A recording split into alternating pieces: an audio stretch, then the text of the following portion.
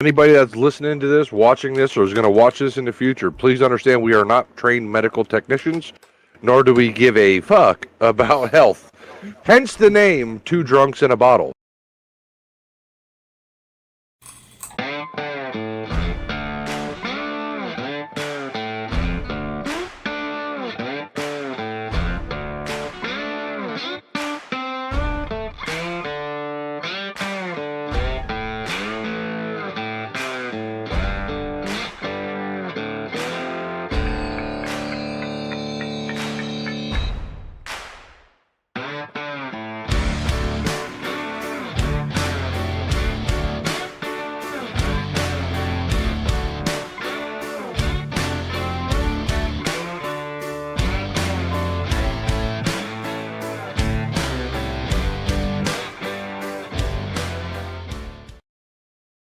What is going on, guys? What up, what up? Welcome back to the next episode of Two Drunks in a Bottle. I'm BB. I'm Hunter. So just wanted to give some thanks to our last guest. We kind of ended a little abruptly, but thank you guys, Delight and Bo, for hosting the podcast. We appreciate that. Till next time, y'all will get to be back on for sure, 100%. Yeah, definitely.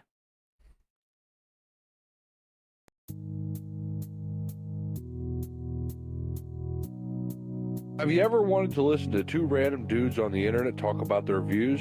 Well, I'm Matt. And I'm Bill. And this is the Two Dudes with a View podcast.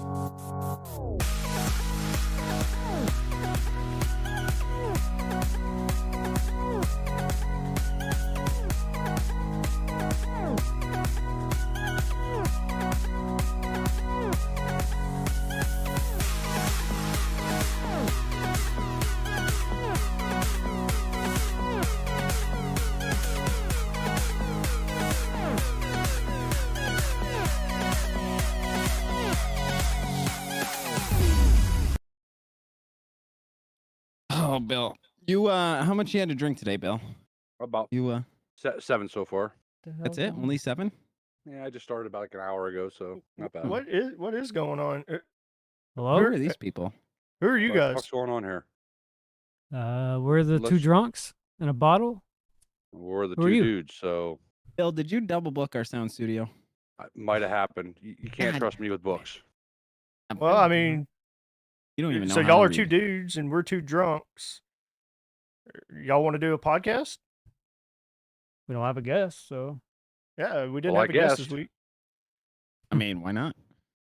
I'm But down. I didn't have any topics planned, Bill. So I mean, Good. That's Alright. so what well, happens? that worked out. Well, I'm BB. I'm Hunter. I'm Matt. I'm Bill. All right. So what the hell are you guys drinking tonight? And I I got well, yeah, I got the Bill special tonight. Huh. What's the bill special? Budweiser. The Budweiser, because you deserve what every individual deserves regularly. That No way. that's ironic. So do we. You guys must have raided my fridge. That's what happened. Is that Hey, when you I only had mean- 7? Yeah. Unfortunate. Anyways, we'll get a few more in you. hey, Matt, do you have any drunken stories off of Budweiser or beer in general? Now I don't I don't drink a whole lot, so this is gonna be a very rare occasion for me. Bill convinced me, so you're this buckle in. Peer pressure. Yeah, something like that. I don't drink a whole lot, just a lot. I haven't got to the whole lot yet. Yeah, I That think we comes can when you say hit the same. 65. So you said a whole lot. Like, how much is a whole lot? Well, I've drank myself sober a couple times. Not surprised there. But that was on that piss beer. I think they call it Bud Light nowadays. Mm. But a whole lot to me is if I could top a 30 pack of Budweiser a night, then I become the king of beers. I mean, you average like what? 15 to 20, so I mean you're close. Yeah, I'm getting close. It's, what are you, 75 now? So by the time you're 80, you'll hit it. Yeah, somewhere in there. But that was on.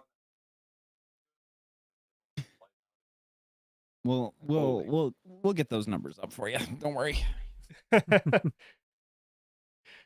the more you hang around us, you'll need to sounds like drink Bill more. drinks a Trust lot. me.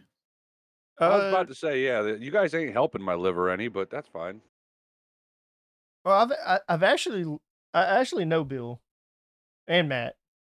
I know Bill, but I don't know Matt. Like I didn't recognize their voices until just now, and then I realized that their logos are on the. So we're actually in a gaming community together. Yeah, I remember Bill being in a couple of the servers, the 5M servers with us. SAF4. Yeah. Okay. Yeah. SFR. Yep. Now Matt, I don't think I've met before. What's But I SAFR? think you said something. Oh, did he say that, Bill? I don't know, but I think he's going to heck for it. Yeah, damn it. I'll just sit down and shut up. Don't worry. Put your seatbelt on. It's Why don't you already fall out of on. your chair. I got a 5-point harness just for you. The Hans device. So, Helmet Bill, included. do you have any drunken stories on Budweiser? On Budweiser? Yeah. The first one that comes to my mind would be probably about 7 years ago. I had a gazebo set up in my backyard, and I had just put paving stones down in it and made this walkway that was fit for a drunk. It wasn't straight. It was kind of like how a drunk would walk. And at the bottom, I had a gazebo, a picnic table under the gazebo, and I had a mini fridge out there. Electric ran down to it, the whole 9 yards. We'd get off work, come home, sit out there and shoot the shit in the summertime. Well, there was people invited over that I did not want over, and I drank a whole lot of beer prior to this, and I got mad, so I threw a pushing lawnmower with one hand, screwed my shoulder up, went inside, continued to have an argument, unloaded a fire extinguisher all over my house, so I had like the powder, whatever the hell that shit is, like the flame suppressant stuff was just from the rooter to the tuta in my house. It was on the couch, it was everywhere. It was just bad. And then drunk people do what drunk people do, pass out. Please tell me you passed out in all the nonsense that you sprayed around your house. Please tell me you did. This is a fact. Okay. I then proceeded to wake up the next morning. I looked around wondering what the fuck happened. Then I remembered what happened, and then I had to clean it up. So that was like, I mean, it's a quick little story, but I'm not going to tell you everything that happened in between because I don't think a lot of that's appropriate for YouTube. PG-13 there, Bill. Yeah, I don't think a lot of that's appropriate. But I'll tell you what, at the end of the day, True. your microphone just peed itself. But the statutes of limitations has not is he talking? not expired yet. I think he's trying. He's trying, but it ain't doing. My mic fucked again. Yep, it ain't doing. See, this is why we don't let people use our studio. Yep. You can touch it. They break our stuff. Don't get into my cabinet and take my microphone. I need that. But needless to say, at the end, the moral of the story is as much bullshit as I put myself through and hurt my shoulder and destroyed my living room. I did get my wish, though. The people were not at my house. They did leave. I probably didn't have to go to that extreme, but you never know with me. I just do things. I say things, and I'm right to the point. And I hurt a lot of people's feelings for it, but I'm right to the point. Like, Matt can attest to this. I don't beat around the bush. I just go straight to what the point is. And sometimes people are like, well, Bill, you're being a little mean. No. I mean, eventually we would get to that point, but I don't do the, how was your day? Oh, I hope you were having a good day. Get the fuck out of my house. Right? No, just get the fuck out of my house, and then we can just cut the fluff out. What did these people look like? I'm genuinely curious if they were real or in your head. No, they were real. They were absolutely real. Okay. And I just didn't want that. And then a week or so later, might have been a couple weeks later, I had 2 push mowers. Both of the cords on my push mowers were miraculously cut. And then I had my dad come over and help, and he tried to do the carburetor cleaner to start it, and the whole goddamn lawnmower caught on fire. So Is my I'm mic putting problem fixed now? well, it depends. I put the fire out with Budweiser. You wasted purposely. I say purposely good, but you wasted good Budweiser. Put a fire out. I was in a panic mode. I didn't want my fence to catch on fire. You couldn't pee on it. I didn't have to piss. God damn it! Alcohol abuse. Alcohol abuse. Somebody buy this guy a Yeah, microphone. Can we that's get strike some number one. donations? Is it fucked Start again? donating to- Oh, there you go. Is my mic that bad? Well, now it's good. Now it's good. For now. Oh, holy shit! What's- Me and what's Hunter the are eventually doggo's going to name? switch mics. Look at the puppy. What's the puppy's name? This is Magnolia Grace. She decided Oh, she wanted that's to be the star of the show. That's Yeah, Hunter's bullshit dog. for short. So, Matt, do you have any drunken stories at all? Have you ever been drunk? Not to the point where I remember anything. Oh, those are the best kinds of stories. Yeah, no, Well, no, because you could just tell the story that and be like, yeah, I got, and then I don't know what happened. yeah, no, that's pretty much what it. Weddings are fun until you wake up the next day and you don't remember any of it past about 9 o'clock. So you got married, and you don't remember it? No, I didn't. I hope not. No, I didn't get married. But other people's weddings on open bars, that's where the fun is. If you're gonna go to a wedding, make sure there's an open bar, because the only way to go. Got a point. Hey, he ain't You lying. you talking about weddings? Do you want me to tell you the story about my wedding and how I'm probably the only person in the history of the world to be kicked out of their own Nice. reception? Yeah, I do kind of want to hear the story.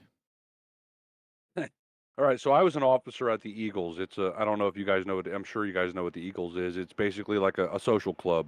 Each Eagles has a different Football thing. team. Oh, we don't talk about them. Yeah, okay. Is that kind of like a VFW? Yeah, basically, it's like a VFW. It's a membership only deal. I was an officer there, and because I was an officer there, I got the social hall donated. Like they donated the social hall to me. So anyhow, we went there the day before my wedding. We decorated the whole fucking thing. Had the fancy stuff hanging from the ceilings.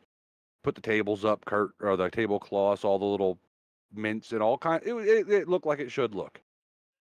And I bought a keg from them. Had the keg. Now with what the way they operate is if you're gonna, they have to supply the bartender, right? So, but they didn't charge me for the bartender. Like all of this was free except for I paid for the beer. So we're having a good time. Everybody's drinking, playing pool, shooting the shit. And I don't know what exactly happened, but I got mad and I started flipping tables, ripping streamers down from the ceiling, throwing shit at people. Like I was mad. And to this day, I don't know exactly what it was, except for I'm pretty sure it had something to do with my brother-in-law. But I can't prove it, but I'm just going to say I'm pretty sure. So even put it this way, my reception got shut down because, well, they would have had to. I done flipped almost every table in that fucking. The only table I didn't flip was the pool table. Gotta say the pool table. No, he Yeah, wasn't feeling exactly. very Hulk like that night. No, I mean, have you seen Bill? He's about 17 feet tall and the width of a pick. There's not much there.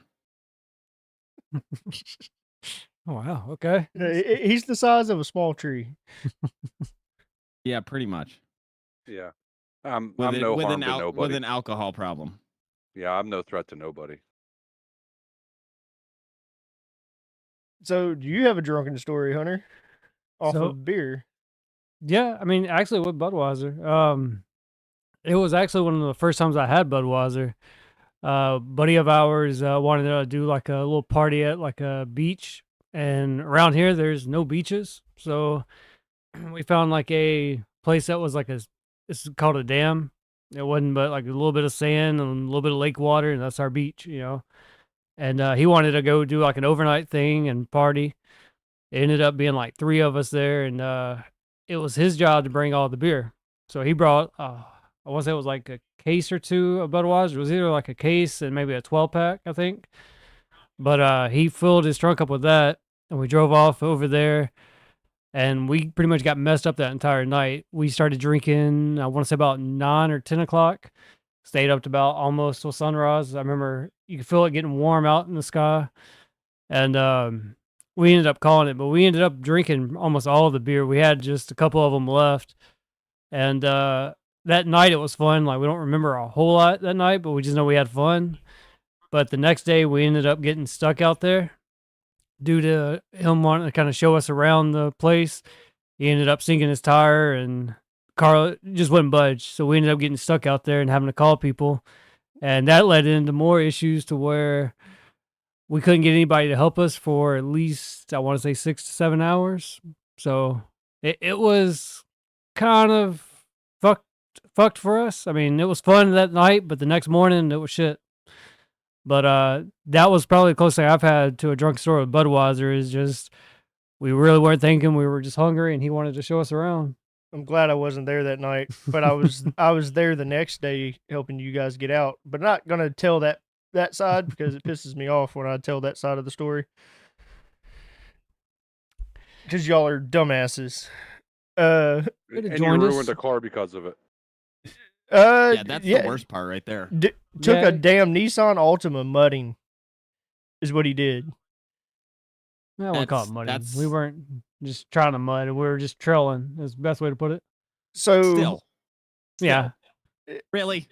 yeah, it's bad. You know what? Fuck it. I'll go ahead and tell my hat. So they got stuck or whatever.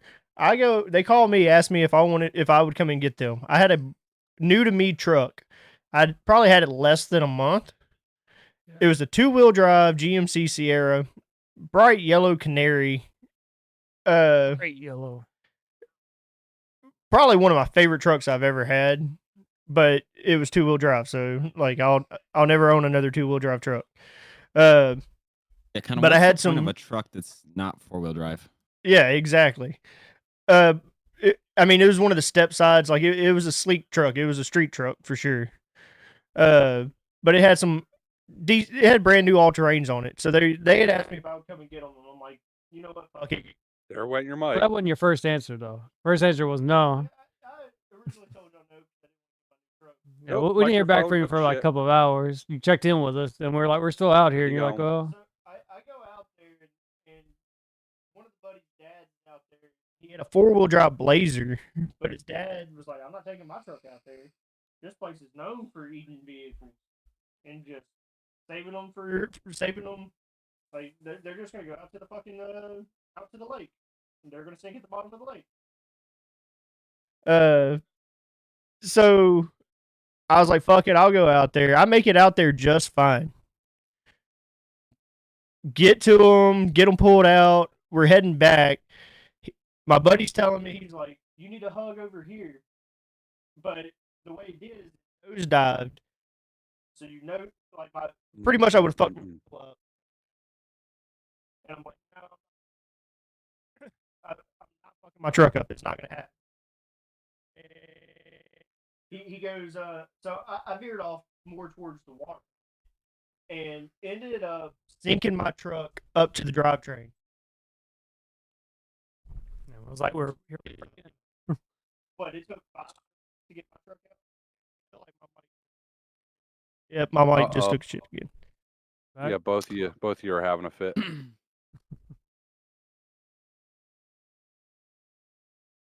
Just going to use one. Nope, don't worry about it. It's broken. Yeah, no, it's broken. You neither one of you Yeah, talking. yeah, you broke something. Welcome to Two Dudes with a View. Nope. Hey, so Next time, buy wireless. That's probably the way to go. Bill, Yeah, I We know. haven't I'm being we a haven't- smart ass. You're we haven't done this in like 2 years, has it been that long? almost. Yeah, so I forgot how we do Two Dudes with a View. Just throwing that out there. So good luck. This is on you. Enjoy. Great. Well, look at the right now here on the Two Drunks in a Bottle shopping network. We're selling these 2 wonderful microphones featured in the center of your screen. Yes. We're going to start the price out at $29.99 a piece, with 4 easy installation payments of $10. You got to consider inflation. You got to pay shipping and handling, and after that, that absolutely gorgeous zebra print, leopard print, whatever print, It's cow print. cow print. That's definitely not zebra, but nice try. Well, you never know. Could be one of Or- those goofy zebras. Or leopard. Anyways, how much you selling the mics for? $29.99 up front each, or Okay. both for 4 easy installational payments of $29.99. All right, starting the bid, $29.99. Go, anybody? They are $35. Anyone? I'll take it. I'll take it. Oh, okay. Okay, we have I'll, a seller. Oh, the I'll dog expect just got satted on. We're good. I'll expect that $35 All right, in we my PayPal fucking, account by this tomorrow. is what we're worried about. Can you get off of my microphone? Move. This is why you can't have nice things. Sure. Now look, now they're both talking. Fucking dogs. All right, guys, the sale is off. We're back to business as usual. No, he still owes me the $35. Yeah. There you Bill go. still owes you $3,000. I'm working on that. Don't worry. Hasn't come through. My attorney hasn't reached out to me yet, so we're still. Oh, your Uh, attorney's we- gonna we- be hearing about it. Yeah. All right. So, anyways, my 2-wheel drive truck got stuck up to the drivetrain, Not surprised. and it took like 5 trucks to pull my 2-wheel drive truck out. Yep. So That means that wonderful. They brought a whole fleet of 2-wheel drive trucks to pull a 2-wheel drive out. That's what happened. No, it was all 4-wheel drive trucks, and they ran a train, and not the good Then they kind. don't- Yeah, I was just Then lucky they that weren't they were in throwing a four-wheel party drive. next to us. They ran a train, but it wasn't a good kind. That means Hunter fucked up. His car No. was stuck. It wasn't me. If you So got stuck pulling him out. my then beer got you in a spot. my beer drunk story would have to be Jess's 18th birthday, and somebody brought out Bud Light Platinum, and Oh, Just so- Bud Light, so- Bud Light with a different can. The water with extra water. Got it. anyways, got super drunk off of it. I probably had 12, 13, maybe 14 beers. It was on up there. So about a 6-pack. Just to put it lightly, no pun intended, ended up getting sick out in the pasture. Just lived on a ranch at the time. Getting sick out in the pasture was just drunk off my ass. I was still fairly new to drinking. I think I might have been like 19.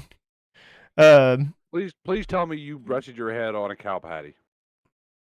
Well, we had horses, so it would have been a horse patty.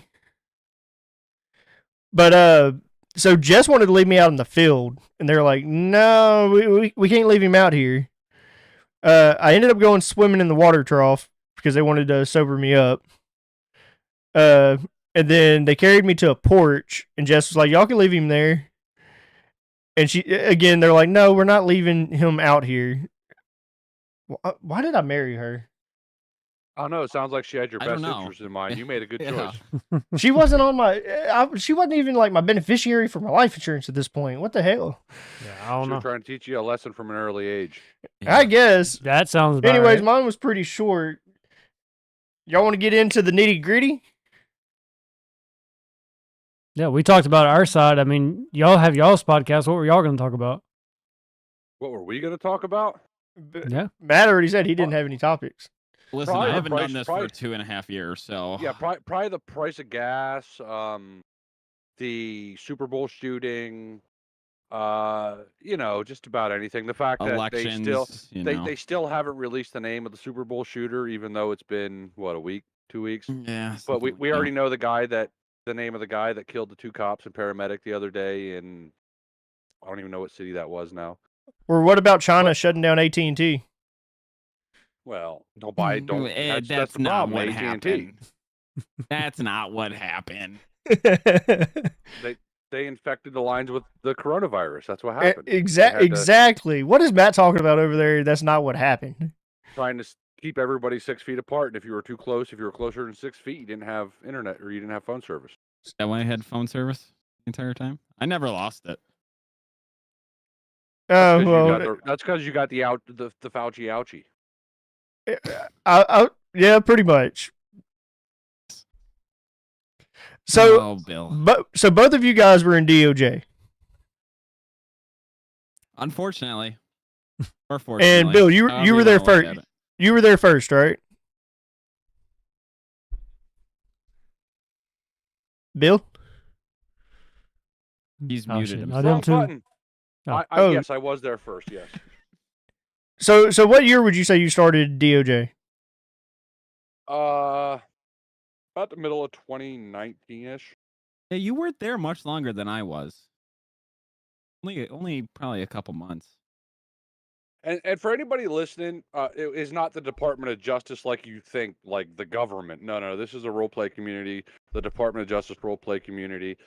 Yes, we were there. I am from the government. I'm here to help. Yeah. Watch your phones. He's kind of not lying, but Wow, that too. No, you weren't there much longer than I was. Only a couple months. Yeah, So- that's like a year though. Like a couple months in that community is That shit ages happens you. so much happens there from week to week that you forget what happened last week because they're just so. I'm sure we'll get into it. I'm sorry. I'll let you go. so what year did you join, Matt? It was also 2019. Oh, so y'all literally were neck and neck. Yeah, it wasn't Well, too far nope, off. I told you the wrong date. I'm sorry. I joined at the end of 2018, like December of 2018. I was on the last last recruitment cycle, but I didn't actually. He just start... had to one up you, Matt. No, because now that I'm thinking about it, I was there for more than a couple months before SAFR was born. Because I said 2019, so that's would have been wrong because we were in beginning of 2020. So it was the end of 2018. I was there. No, it wasn't. It was the middle of 2018. It was the summer of 2018, and I ended up getting in trouble in December of 2018. I'm sure we'll talk about that. We're gonna cover beginning to end of y'all's tenure at DOJ. I was there while some of the people were there that I'm sure we're gonna cover. Me too. So I'd be able to expose some stuff that maybe I shouldn't. But so what did you start out as, Bill? When I joined the fire department over there. So you started straight out fire. Yeah, I was a probationary fire department member. Yeah, and then I did the whole patrol and promotional cycle thing. Then I got to a point where I'm like, nope, and I got in trouble for some stuff and for speaking my mind. Apparently, you're not allowed to speak your mind. Again, we'll hold it. Okay. So what about you, Matt? What did you start out as? I joined the communications side of things. So I was a dispatcher at first, mainly because I didn't have a computer that would hold and run GTA 5. That was my limitation to begin.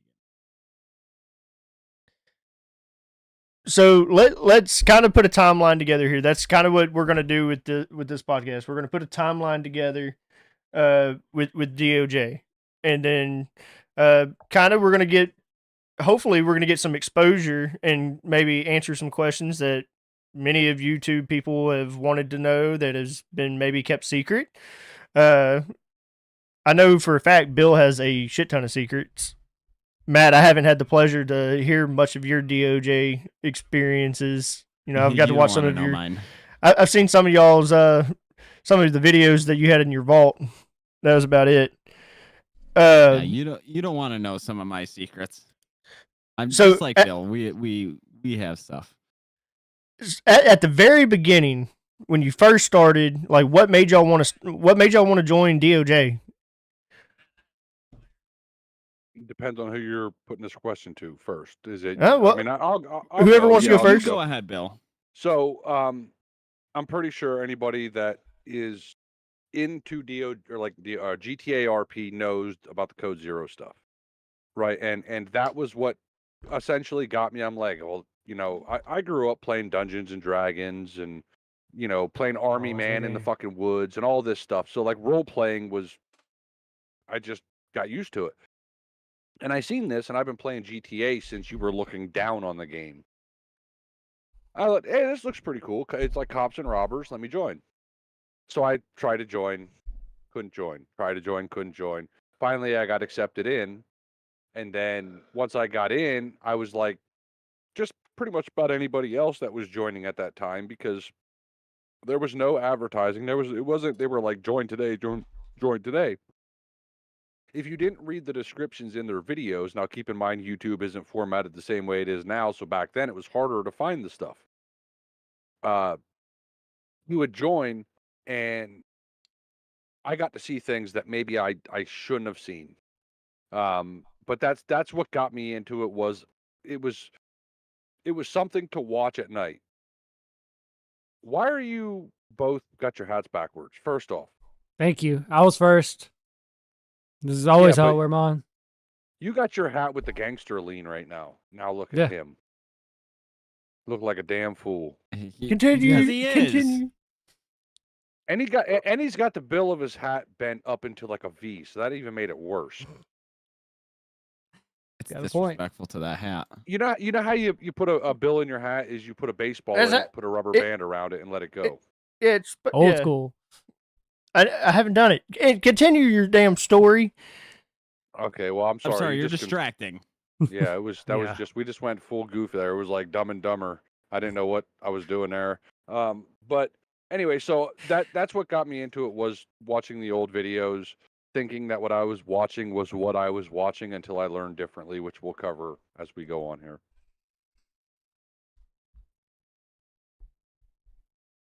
Go ahead, Matthew.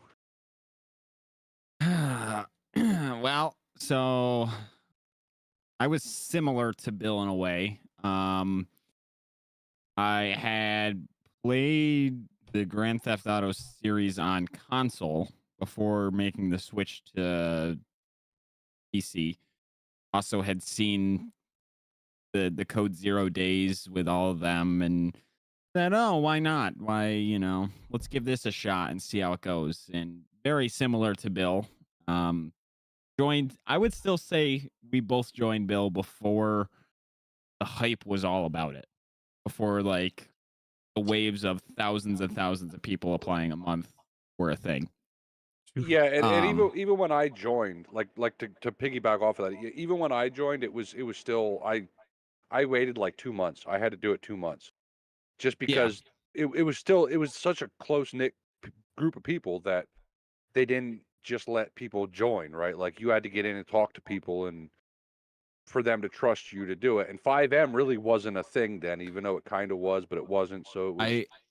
I remember when I joined that they were still using like the stock EUP and everything because EUP wasn't really a thing.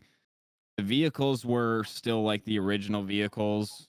There weren't any of the fancy custom built stuff that was done in house. Like it was still very, very fresh, I would say.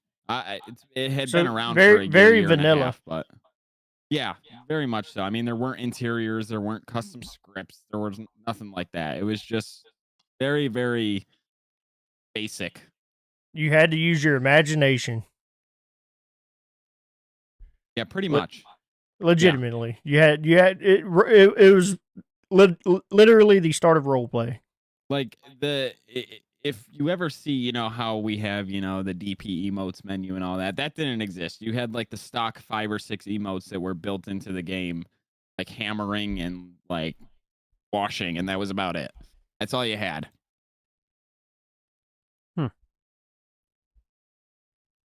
But that's when I joined, and pretty much from there on, that was it.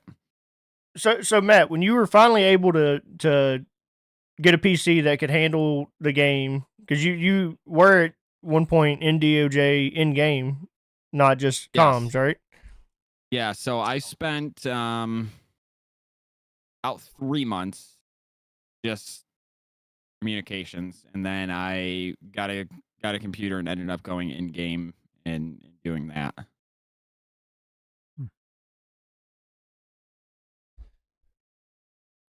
All right, so let's move forward a little bit in the time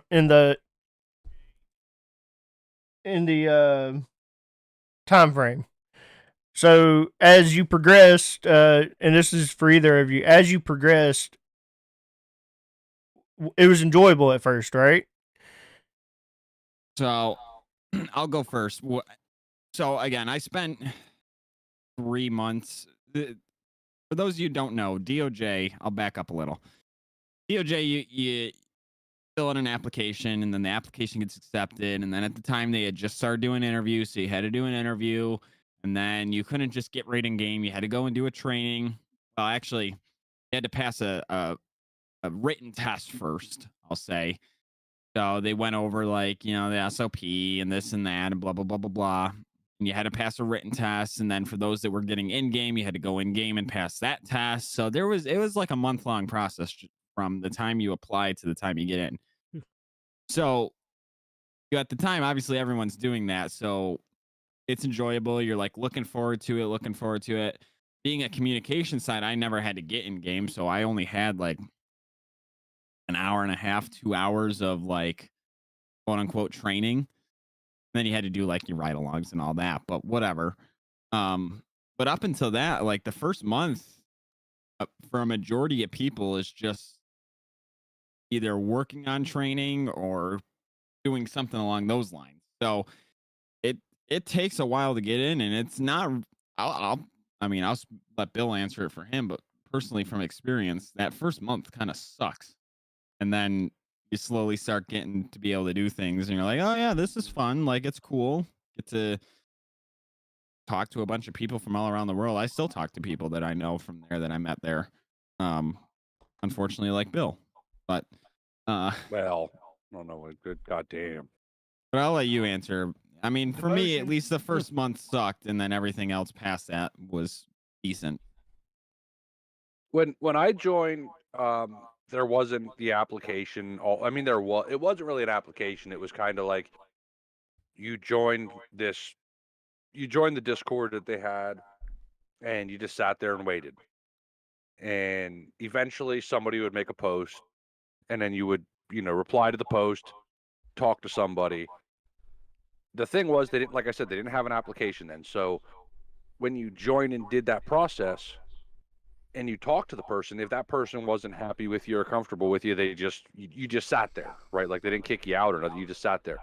But then once I finally did get accepted and put in, it wasn't long after that they made an announcement that they were gonna, actively try to advertise and recruit for people. Like they were gonna really push it more than they were. And that they were going to start doing these applications and stuff. And from the applications evolved into the interviews. Like Matt said, you have to take like basically a test on the SOP to make sure that you understood the rules, which I think is one of the stupidest things. And then the interview process, which again I think is another stupid process because you're asking for people's availability. You can't do that sometimes. It's just you're not gonna be able to meet it. But so I wasn't there for I was there, but I didn't take part in what Matt dealt with the availability and the interviews and the tests. I kind of got lucky and got around that, but I eventually worked my way into realizing why that was a bad idea.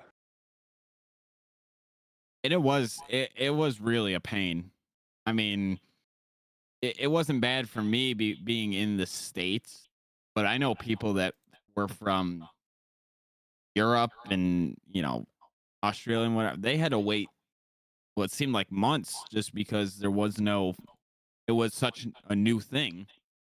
There was no foundation. There was no one from those areas doing like interviews and these application tests, and so they had to wait literally months before they were able to do stuff, which was just a pain. And it only got worse. It got worse as it went on, right? Like at the beginning, there was 50, 60 people a month. That's easy to weed out 50 or 60 people under that condition. But now if you were to fast forward to the day that I left, we were on average because their applications were only like the first week of the month. That's all you could apply. Then the rest of the month was trying to figure out to set up an interview, all that stupid shit for anybody that joined after me, basically. But we went from 50 to 60 people a month, to when I left, there was 1,000, 1,500 people trying to join a month. Yeah, at least. It was just, it got ridiculous in a hurry, and we'll cover that as we continue. Do you have anything, Hunter, that you can think of that you want to ask, maybe to kind of Nothing with tell a backstory? Nothing with DOJ that can come to mind. I mean, maybe with like GTA or something like that, if you want to go that route, or if you want to hold off on that. No, we'll kind of probably save that. Yeah. Towards the end. So it was enjoyable. At what point did it get to where it was starting to get out of hand, to where you noticed that like it began to be too much, and that maybe they were in over their heads? Because I've gathered that they kind of got in over their heads a little bit. I'll touch it from my side. So obviously, like most places, there's a chain of command over there. You start at the bottom, you work your way up, right? And when the promotion cycles every month, the end of the month, if you meet your hours, pretty much is the way it goes, then you stay active. So I spent 4 months, because I got promoted the end of my first month. So I had been there less than a month and I had already gotten promoted. So I spent 4 months basically as a member, just a member. Show up, spend your however long you want to patrol, and call it good. No outside responsibility, nothing like that. Now, obviously, a large portion of this was the mid of 2019 to mid of 2020, where COVID's a thing, right? You're just sitting there doing nothing. So there was months that I legitimately spent 80 hours on DOJ, like just doing my thing, because it was fun at that point, right? There was nothing else to do. So as promotions happen, whatever, you can start joining subdivisions. And obviously, being in communications for my first 3.5 months, there's not a whole lot you can do. There was some stuff that we had like basically doing they call them sit-alongs. It was no different than like a ride-along for new people coming in. You sit with them. So I did that, and I ran there was another section that basically, another subdivision that was basically a statistics section. They just gathered how many hours, how many of this was done, how many of these things were, dispatched that month, whatever. I actually started and ran the section in there in conjunction with the community subdivision, judicial services, to put out a list every month of the top 10 most wanted people, civilians in DOJ. And so I ran that for 3 or 4 months, and then that's when the COC life came, and we can save that for later, but that's a whole different chapter in the book. So I mean, I stayed busy. It was legitimately like a full-time job for me for a few months, because there was nothing else going on. And you're sitting there and you have nothing else to do. So that's what you did. And a lot of people, I'm sure you did too, Bill. You probably spent quite a bit of time, probably not that much, but probably quite a bit of time around that general time frame. So when I joined, there wasn't a promotional cycle. It wasn't like you had to meet hours. Basically, it was if Bill, the you're people, roboting a the little people bit. in charge thought, oh no, No, It here wasn't we just go. us. I don't know if it was on Matt's end too, but you were Yeah, oh, roboting. no, I heard it. great. Here we go again.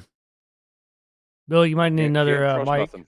Yeah, hey, Bill's mic is also up for sale now. We'll start his off at No, $15.99. We'll get Bill a studio mic. We'll give you easy monthly payments of We got you. of This is only worth about $1.50 a month. $5. no, it's not. No. It's going to go to the. no, It's no, going to go to no. the highest So bidder. oh, here it goes again. Go ahead, Matt. Go ahead and get the auction started. Yeah. Am I still Looking for broken? $1. $1. Nope, I see a comment. $1 right there. Oh, see, beautiful. I'll take that off of BB's his Still broken. amount he Apparently it's owes me. broken. Oh, well, let's try it again. Now he's muted himself. Yeah, he doesn't know what he's. And there he No. goes. You, Oh, there he is. Hello. you got to teach him, Matt. You know how he is. You got to teach him how to use technology. Is it He- not doing? He's you're- bad you're about doing pressing the big now. red button. You're a little bit bad. Try it now, Bill. Go ahead. Try that. Try See your. comment? Steve's given -$1, so That's Bill will what have I to was pay doing. him $1. So when I first joined, there was no promotional cycle. Right? Like you just joined, and if the powers that be thought you were, I guess, kissing their ass enough or making them look good enough or going along with whatever they wanted you to do, then they would say, oh, you're allowed to be this. So needless to say, I didn't get promoted. So I was there about 3 or 4 months before they put this whole promotional bullshit into place.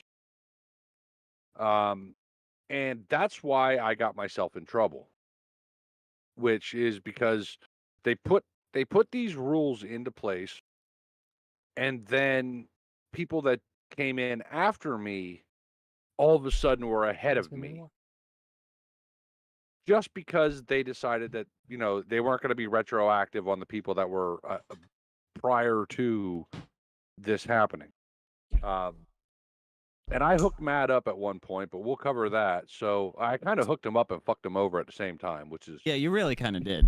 Drag me through the coals there. Yeah, we'll have to come back to that one Yeah. for sure.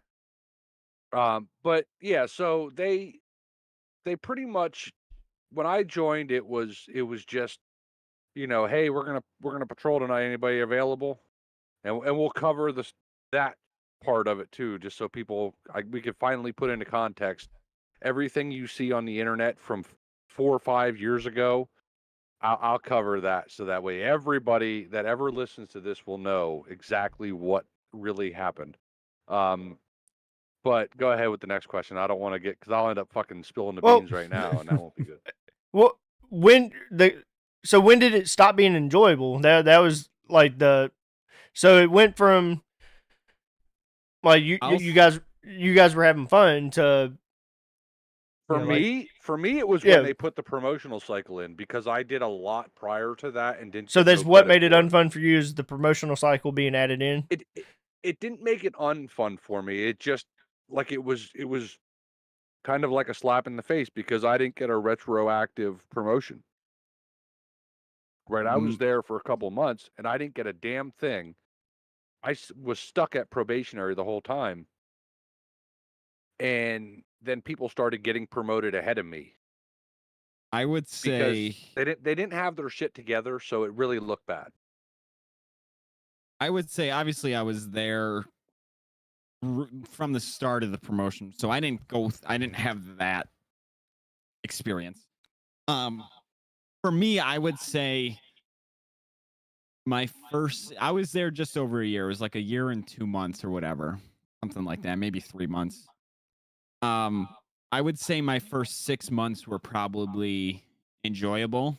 4 of them were as a member, and 2 of them were as, at that point, staff and training. So, I mean, I didn't have a whole lot of responsibility up to that point, I'll say, for the first 6 months. So it was just kind of get on, do what you want, and kind of leave. And by that point, I was in game too, so I kind of had the best of both worlds. But I would say that 6-month part, right where you hit staff, not too fun. So I guess let's touch on that. So you become staff. You guys were members. You got to enjoy your time, and then you become staff. Is that when things go to shit? Is once you hit staff? 100%. I was, like I said, I spent 3.5-ish months just in communications. Like that was all I did. I didn't have a computer. When I finally got a computer, which is actually the same one I use now as my second computer, I actually, the first thing I did, I'm like, that's it. I'm going in game. This is why I bought the computer. I'm doing it. Went in game, became, at that point, well, I think it still is, went to LSPD reserve. So I had to be in server for like 5 hours a month, whatever. That was nothing back then. So I did that. And then like the next month, I'm like, oh, I'm going to go fire now. I joined fire, and that's where I met Bill actually, as he did my fire training. So I had met him, whatever, and I was just cruising along. Like I was in, I think I still hold the record to this day, Bill. Maybe not, but I had, maybe I still do have the record for the most amount Slow of down, TeamSpeak Steve. tags Slow assigned down. to me. We'll come back to your comment. At one point, I had more TeamSpeak tags than what was able to be given. Like you couldn't see my name on the TeamSpeak on a full length monitor because I had so many tags. I was part of so many things. And then yeah, once you hit that, we had to fix ours. Not great. Well, we're working on it. Don't worry about it. But yeah, staff not fun. What was the question again? So damn you, Bill. So once you become staff, that's pretty much when it goes to hell. So what made it go to hell once you reach staff? Because I was a member, right? And there's an old saying, it's absolute power corrupts absolutely. I've said this probably 1,000 times. You guys have probably heard it from me before. Like, as soon as somebody gets power, that's it. Bam, I got power. I can do whatever the fuck I want kind of deal. So once I didn't see all the shit prior to it. I was just a member, right? Just patrol, put my log in, get credit, hope to hell at the end of the month I get promoted. There was nothing really to it. That was it. And then I got staff in training, which is kind of like, now you know how to walk, but you got to learn how to run, basically. You're in that phase of life. And then I got promoted to actual staff. Once I got that tag, that's when things started going downhill because I realized over there, once you hit the COC, that's all they care about. They don't give a shit about the members. They don't care how the members think, feel, what they want, what their concerns are. They don't address the concerns in the complaints files. They don't do nothing. And when a DA would get issued out over there, they would go to the lowest man on the totem pole to issue that DA. Not the best available, not somebody that could do it. They would pick the lowest person on the totem pole and kind of throw him to the wolves. But they would do so a lot of the times with a predetermined outcome to the DA. Like, all right, go in there and do everything. We have all the evidence we need. This is the DA they're getting, regardless. And you would go talk to the person. They would present, because you would have to give them the chance to, tell their side of the story, show their proof. And if you would see that their proof and the proof that you're supposed to DA the person didn't line up, or at least there was like desync or something that could have caused a discrepancy, there was a couple times that I didn't do it, right? And then I would have the senior staff and admins breathing down my fucking neck because they're like, oh, well, Bill, you didn't do what we told you to do. We already had all this set up, so it would be done on the website and it would take effect in server or whatever. And I'm like, yeah, but he wasn't, he was wrong, but on his side, he wasn't wrong. So you really can't do that, right? You all know the saying, not on my screen. Yep. Heard that one before. We've heard that quite a bit. It doesn't happen the same on everybody's screen. So just because you recorded something one way, don't mean it happened on the other. And that's basically when I got to staff is when I knew that it was probably not the best situation because they didn't give a shit about the members joining. There was no incentive to work with the members to try to do stuff. And I put a thing together, and Matt, you can attest to this. And this got me in a lot of shit, by the way. I did a thing called Questions with the COC, or Coffee with the COC, it was called. Yeah. And this went over real well. Yeah, our administration team in the fire department said nobody's going to show up, and I'm like, well, at least we're putting ourselves out there to show them that we're available. There was like 15 people in that chat, and it was a really good back and forth. The members asking the staff questions, the staff people giving answers. Like, we had a core of staff people that were real people that weren't just trying to play political things and get their way, what they wanted in the community. So I think, I know that our administration team seen that, and then they jumped in there. And no sooner did they jump in there, they basically told me to shut up. And I'm like, no, you're not doing this.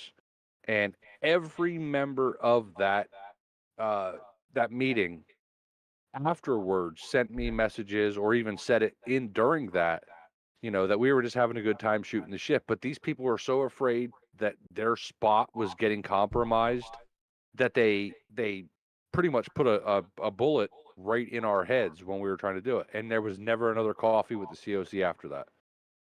Wow. I Never. remember you telling me about that. Like the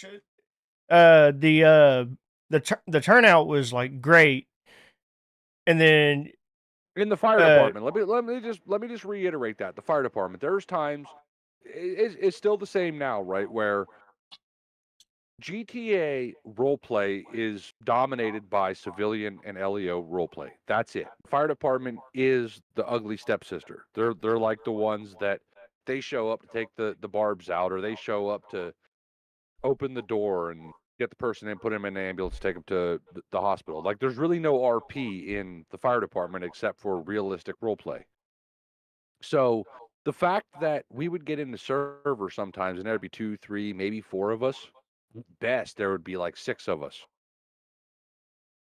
The fact that we had like 15, 16 people show up just to shoot the shit, the fire department as a department should have been like, hey, these guys are really like rallying the troops. We're coming together.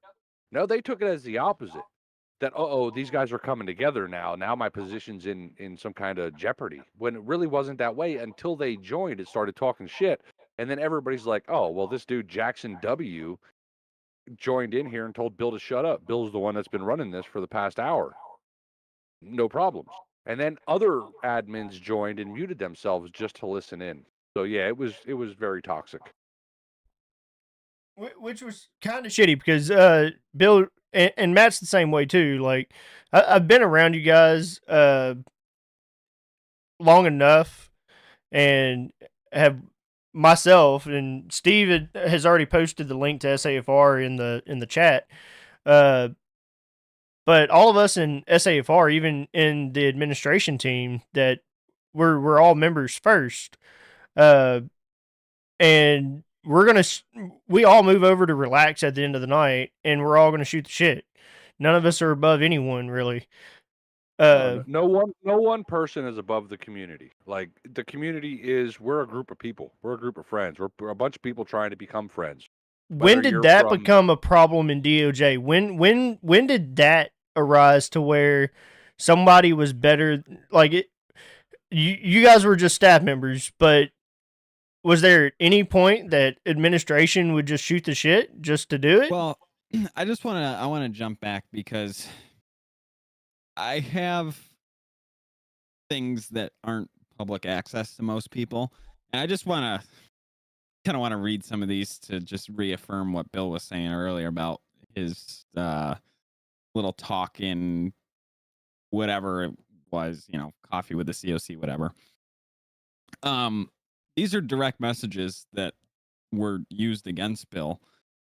Bill had posted a thing. It was a screenshot of TeamSpeak, and there is 1, 2, 3, 4, 5, 6, 7, 8, 9, 10, 11 people in this TeamSpeak room.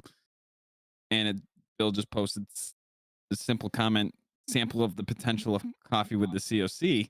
And then his next post was 6 minutes later that said any other, and then he pinged the department staff and training, and senior staff want to talk with members. Feel free to join us. And then like an hour later, he had posted, and I'm guessing the staff chat, a picture of a message that was sent to him that says that basically Bill was saying enough is enough. Like, things have to stop when I'm getting messages sent like this, and it says, "quote Wow, admins join and make you look like shit." So that's just some background to that whole thing. So yeah, I mean, there comes a point over there, and Bill kind of hit the nail on the head where you could be a member, right? You can be doing you can have the longest team speak tag lists over there, being the most active in the world. They don't care. But as soon as they don't even care if you're staff and training, but as soon as you hit staff, you become part of that club, or at least they theoretically want you to be part of that club, which was kind of Bill's problem and ultimately mine. They want you to be part of that club where they can do anything and everything and not have to worry about rules or pissing people off or doing anything like that, right? So really that staff point is like when you hit 50, right? You're done through the fun part of your life. You're done, staying up late and having fun, and now you're like, God, it hurts to just wake up in the morning. That's what staff was like over there. I think, Bill, you could probably attest to that. And you are 50. Well, goddamn, not quite, but I was when I realized that there was a problem. I even said it during, I don't know if it was that meeting or if it was shortly thereafter. I do believe it was during that meeting, though. I had said there that I had the yellow M before I had the red S. Like I'm still a member. I didn't know about all the bullshit up above until I got there, and the bullshit that was up above started telling me this is what we got to do, and I'm like, no, this probably ain't great. And I've already built friendships with these people, so I can't then stab them in the back and just all of a sudden become Bill the staff guy, right? Like I still had to be Bill, and I've stuck to my values my whole life. Like if I think something's wrong, I'm gonna say this ain't right. You guys know I'm a rules guy. If it's written down, if it's a rule, I don't give a fuck who you are. I'm enforcing it. That is what I do. So I made sure to point out like people doing stuff that was backwards, but we can move on from that because I'm sure we're going to cover that as we go. Before Hunter asked his question, we had two comments. One was from Decoy NDA, and it was so Bill went from Proby to Proby straight to staff. So no, the answer to that is no. I went from Proby for 4 months to Proby for another 4 months before I got staff, where other people went from Proby to staff in 4 months, 6 months, whatever it is. Because I was there before there was a promotional cycle. Then when they put the promotional cycle in, I basically became all of a sudden a new member. And I was on the same playing field as somebody that joined yesterday. Even though I had more knowledge, more experience, I knew how everything was going, I pretty much did a double cycle to get the staff. The way, like in relation to me and Bill, at mine and Bill's highest points, even though Bill had 4, almost 5 months on me in the community, I was still a rank ahead of him. Yeah, I got what they call the old fucking. Yeah, he Bill, you got it up the ass for sure. Well, yeah, I mean it is what it is. I mean, like, Bill, you know how this podcast works. Like, it's uncut, unfiltered. You ain't got a sugarcoat. You have been in the Two Drunks After Dark type of scenario with us. If you know, you know. Anytime I'm on the mic with a live mic, it's uncut and unfiltered. You're just gonna get what you get. I'm just saying, you kind of pitter-pattered around that a little bit. I feel like you didn't use the colorful language that I pictured you using in that comment. Well, that you had just made. The colorful language is coming. So the next question is from Nate's Place. And his question was, and maybe you guys can decipher it a little bit. Love you, Nate. Sometimes you confuse me a little bit. While you were in the server or out of it, did you ever feel like it was controlling at times? Like certain people being controlled? 100%. Absolutely, yes. I won't I won't spoil it because I'm sure we'll get to it later about a certain We are going to get to a certain person. yeah, about things that he did later. We'll get to that. I mean, there was a boys club that was going on there, but yeah, there was a and you could specifically see it in certain departments, specifically the fire department, where there were just people that specifically administration members had full grasp of and could do whatever the fuck they wanted. I mean, to the point where it almost felt like there were puppets. Right, Bill? You know who I'm talking about. Yeah, no, I'm right there with you. I'm just trying to be nice. There's no nice Bill right now. This is this is literally, and I've already put it in. I commented in my own live chat, and had even said, any questions for these guys, feel free to ask. DOJ is being exposed tonight. Yeah, So I'm 100% going to expose stuff, but I want the build up to get there, right? Like, which is kind of what Matt was doing, like taking a step back. I don't want to answer this question kind of like right now. Right. So I get it. So I guess something like kind of relaxed then, like kind of step off of that would be like with DOJ, like other videos with like say 5M and stuff, everybody has their scenarios or videos posted and stuff. With DOJ though, was a lot of those staged, would you say, or would they be more just on the spot? No, they were 1,000% scripted.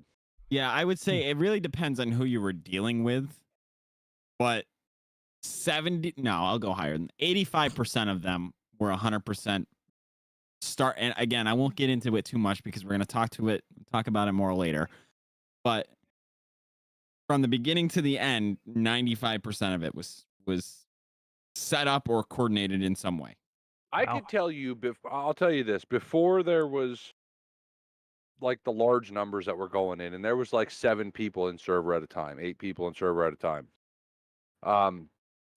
They would say, and we were in Discord at this time. There was no TeamSpeak being used, none of that shit. It was Discord.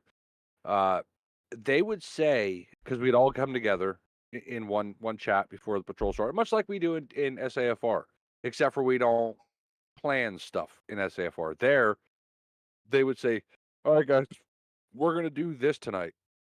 We're going to be over here at this side, setting up. So half of the videos you watch where they do, like the first 10 minutes of it, is them in a spot where there's no chance of them potentially getting caught, doing anything stupid, anything like that. And then they would make a post in Discord about gonna drive down this street, whatever. That's how the cops knew to be there. If you ever watch the old videos, you could take it now from what is posted, and some of the stuff you see now is still somewhat scripted too. But if you take what you see now on YouTube from the old DOJ days, from I'm not going to mention no names here, but the 3 top guys from DOJ at that point, you'll be able to tell that they're in the middle of nowhere setting up a scene, doing crazy shit, driving around, acting like they're doing nothing, or acting like they're breaking the rules, but really not, because the cops aren't there. The cops know not to be there. And then all of a sudden, the camera cuts and they're driving down 68 or something. And then, whoop, whoop, whoop. There's a goddamn cop pulling. Oh, I'm getting pulled over. Yeet. Or not on my screen, but I'm getting pulled over. Whatever the hell he has to say. And then that's basically like, I'm going to just take my rocket bike and jump up and try to reach the helicopter. Like, there's some of the shit is scripted to the point where, but it was good because it was good marketing at the time. But as people have progressed through the role play scenario and like done the role play deal, and a lot of the people in DOJ have now since gone on to create communities. One of the communities that is probably, I actually want to put like on par with DOJ, is OCRP. I'm not plugging nobody because I own my own community, but the one that actually is on par there is one person in that community who records that I'm not going to mention his name, but it's absolute dog shit, and he's the same as We'll another touch his person name here in a minute. Okay, well, if we're going to touch his name, then we're going to touch his name, but I won't do it until you do it. But like OCRP, if you watch their content right now, and they have a lot of really good content creators. Like there's times I'll click on Matt's video, watch it, and then like on the suggested videos will be like 3 others, and I'll just go down a rabbit hole of watching like 4 or 5 different videos. I've done subscribe to a bunch of people that I don't even watch none of their stuff but OCRP. But there's always limitations. Like when you have a role play community, there's limitations because certain things have to happen in order for the other thing to happen. So you have to take role play liberties at some point. And that's kind of what happens. But if you watch, I'm not even getting like recommendations for anything that anybody's streaming, recording, anything for DOJ right now. Are they even still in existence? Because it feels like I don't know any of the new people streaming or recording over there on their media team because they all left. Well, the larger patrol and the last person I saw only had like 100 views on their video. Well, I feel like when the shit hit the fan, that's what happened. Like too much stuff got exposed, and Jeff is one of the most honest people I have ever talked to in my life. He did a reaction to a video that somebody else posted as to why everybody left, and we're going to cover that, I'm sure. But he omitted some things in his video that I'm not going to omit in my comment. So, like, this is what you get. You get, when you talk to Bill, you get the facts, the truth. I don't put a blank in the chamber. You're getting 6 shots. So, one of my next questions would be, and this is directed towards both of you. Now, it's going to be more directed towards you, Bill, but Matt has been more involved as well. Here recently, Vetoed. Yeah, vetoed. So I can't ask the question. No, you can ask it. I'm sorry. So both of you have been involved in the bigger community. Both of you have been involved in the bigger communities. Matt's still involved in probably the top rated community in the 5M world right now. Absolutely the top rated community in the 5M world. I mean, how many applicants was it? Over 4,000? It was over 4,000, and there's still high 3,000 waiting. Yeah. So I mean, so you guys see it. Like, I kind of want to put that in perspective too before I finish my question. Is that like, you see that Bill's here, I'm here, Matt's here, and Matt's in OCRP, but Matt in no way or form has any type of way to like say, okay, hey, these guys are my buddies. These guys are going to come on in like that. That's not a thing. So gonna skip off of that. Just I wanted to hit that for a second because Matt, you're here. Don't want anyone to think that like, hey, he's in OCRP. These guys are here. I applied. Bill applied. I don't even. Bill's application hasn't even been looked at. Neither is mine. So I mean, yeah, and that all falls down to like 4 people that do it. I mean, I won't get too much into it. But mismanagement, like, that's what it is. This for sure is not about OCRP. We're in no way going to talk bad about them. Absolutely not. But so what was it like going from a large community and having those huge turnouts to here we are, and we're having the smaller, anywhere from 7 to, we've had upwards of what, 14, 15? So, do you prefer the smaller patrols or the larger patrols? Hey, actually, Bill, why don't you start this first? Sorry about the dogs. All right. So, to me personally, I don't care about the numbers. I'm a big fan of people being responsible and respectful. And their role play needs to be at a level that follows what they're allowed to do.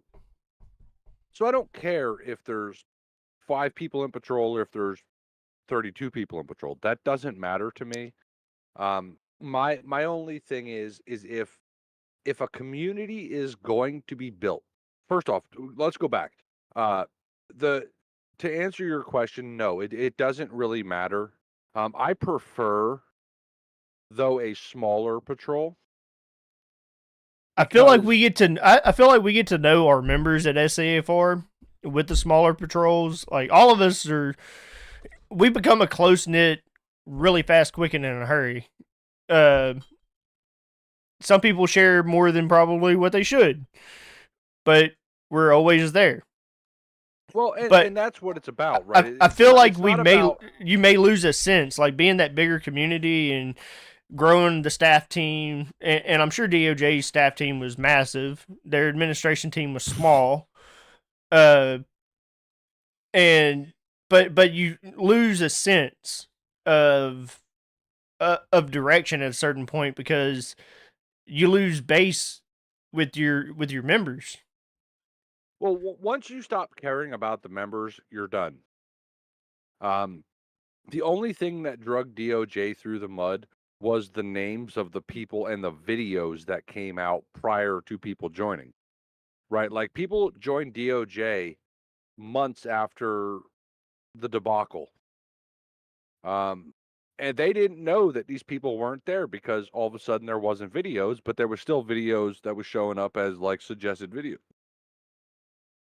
So there's really not there's really not a way to say how does a community that's small and a community that's huge, how do you meet in the middle?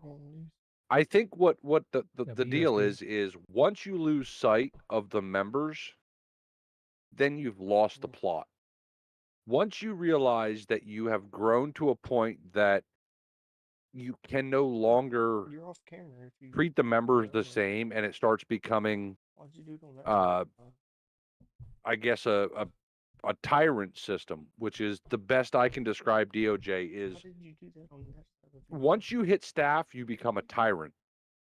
That's what you're supposed to do. You're supposed to be an asshole. You're supposed to be a dickhead. You're supposed to enforce the rules as they're written. Even though while you were coming up through the ranks, there was people that were looking out for you sometimes and letting you get away with stuff. But once you hit staff and then now they're senior staff, right? Because when you're staff, you're like, all right, guys, don't be a dick. But now you have the senior staff guys who are getting the stuff from the administration tell them to be a dick. But it doesn't trickle downhill that way. So staff members are kind of like the middleman. They're the ones that are supposed to be the asshole, but are also supposed to be like, you know what I mean? Imagine Bronson, you know, you and you're one rank below me. Then all of a sudden I get staff. And I come to you and say, hey man, you fucked up yesterday. And you're like, Bill, we've been talking about this for a week. Now I have to be an asshole to you because they told me to. There's no free will over there. DOJ is North Korea when it comes to role play. Sure, they're popular. Everybody knows who North Korea is. But I don't think anybody really gives a shit to join there anymore. All right, so we're gonna hit the sensitive topic. We're gonna go ahead and get there and bring it up. So, at what point did Jordan go wrong? AKA Polecat. No, please don't say his name. But it was when he realized that he became almost like a demigod. And it wasn't even for anything other than like you had people like Bugs and Jeff and Ryan and Rich or Sosa Vinci, whatever you want to call him, that drug his ass through brought him from the mud up. If you watch after they left, after Rika and all them left, you're going to see a downgrade in his role play. All Right. right, So let me rip the Band-Aid off, Bill. yeah, go ahead. So about I'm gonna say 4 months. Yeah, maybe a little bit later. We'll call it 5 or 6 months. Mid 2020. The official statement from him was his computer couldn't handle it. Now, let me just back up and say that as someone who does YouTube and is monetized on YouTube, with his viewing and the ads that are playing on his channel, you're meaning to tell me that an individual like him can't buy a brand new computer in just, I don't know, half a video? No. Regardless, the official statement from him was his computer couldn't handle it. So he started to have these private patrols that would occur at about 10:30, 11 o'clock Eastern, because obviously he's West Coast. So about the time where people were getting off and the servers were starting to get slower, he would do these private patrols. They'd be capped at usually 15 to 20 people, and they would be in a set area. And there's I would say the last 500 of his DOJ videos were of this style. They were this style of patrol. And there's quite a few that I was in. I mean, I can look in the archives and pull them out. But basically, the way he would do it is he'd go on TeamSpeak. Now, again, it's towards the end of the night. There's not many people on. But he'd go on TeamSpeak and he'd just type in the general chat function for the entire server that goes to everyone that only certain people had access to. And he'd say, patrol starting, meet in the coordination lobby in however long. And then he'd come down. Usually, myself being a night person, I'd be hanging out and, on the TeamSpeak section in the staff for communications, because I was still a full-time communications member at the time. And I'd usually be hanging out and he would just hop into the office that I was in. And there was many, many times where you go, hey, I need a dispatcher. Get me a dispatcher. I need him in 10 minutes. And then just leave. Or he'd come in and say, hey, I need 2 dispatchers for this in a couple minutes. If you can do that, let me know and get them for me. And it'd be my job to go into our Discord. We had a bot set up because everything operates on bots nowadays. And you can ping them, and you'd ping them in there that it was for one of his patrols, and you'd have 100 dispatchers that want to key up because they all want their 5 minutes of fame on YouTube, right? And so they would all go and start sending you messages, and you'd have to go in and handpick 1 or 2, sometimes 3 of them to fit. And priority was given to those with a staff tag or that had been in the community the longest. And in return, you would get, if it was capped at say 20 people that night, and there was 23 that showed up, but 15 of them were staff members. Those 15 that were staff members were guaranteed to be in that patrol. And the other ones were just filled by highest rank after that, the members, because that's what he wanted. He wanted people that had a staff tag or whatever, so that he basically looked good. He could do whatever he wanted. And these would happen probably every other night. I mean, there was multiple times where he would do a live stream of it, and the people leaving and entering this, say the server was capped at 20. If one person left, someone else just wouldn't be able to join. There would be a physical staff member or senior staff member up in the queue, handpicking the people that would be joining, because that's just the way he wanted it. So we would spend 3-4 hours. He'd do 2 episodes a night usually, or one of these patrols, and he would spend there would be 3 or 4 staff members. Like there was multiple times I was in game for it, and then there was multiple times on the back end where I'm just sitting here coordinating with the other staff members, because if a dispatcher leaves, now I have to pull another dispatcher in to cover it that he wants and that he can approve, that's a staff member or at least someone that's been there a while, because that's the way he wanted things done. And that went on for, like I said, for probably the last 500-600, I don't even know however many episodes he ended at on So YouTube instead for of DOJ, giving- but So instead of giving someone like a chance and being able to like get their name out there and get to grow, it was no, like I only want this handful of people, and I'm going to get to choose those like pretty much he played God when he Yeah, oh, joined the yeah. server. Well, Yeah, he he 100% absolutely did. did. And to cover on that was, you know how nowadays most modern communities, at least ones that are smart enough to recognize that advertisement is good, they had a media team that you had to basically know somebody that knows somebody that has talked to somebody that knew somebody that talked to the other person in order for you to be allowed to stream or record their stuff. And most of these people, if you look back on it now, are people that have accused him of wrongdoing. In one form or another. There's no way that, unless you're a complete absolute knob, that you should not be allowed to stream and record and publicize a community, because I'm not paying none of you to stream or record SAFR.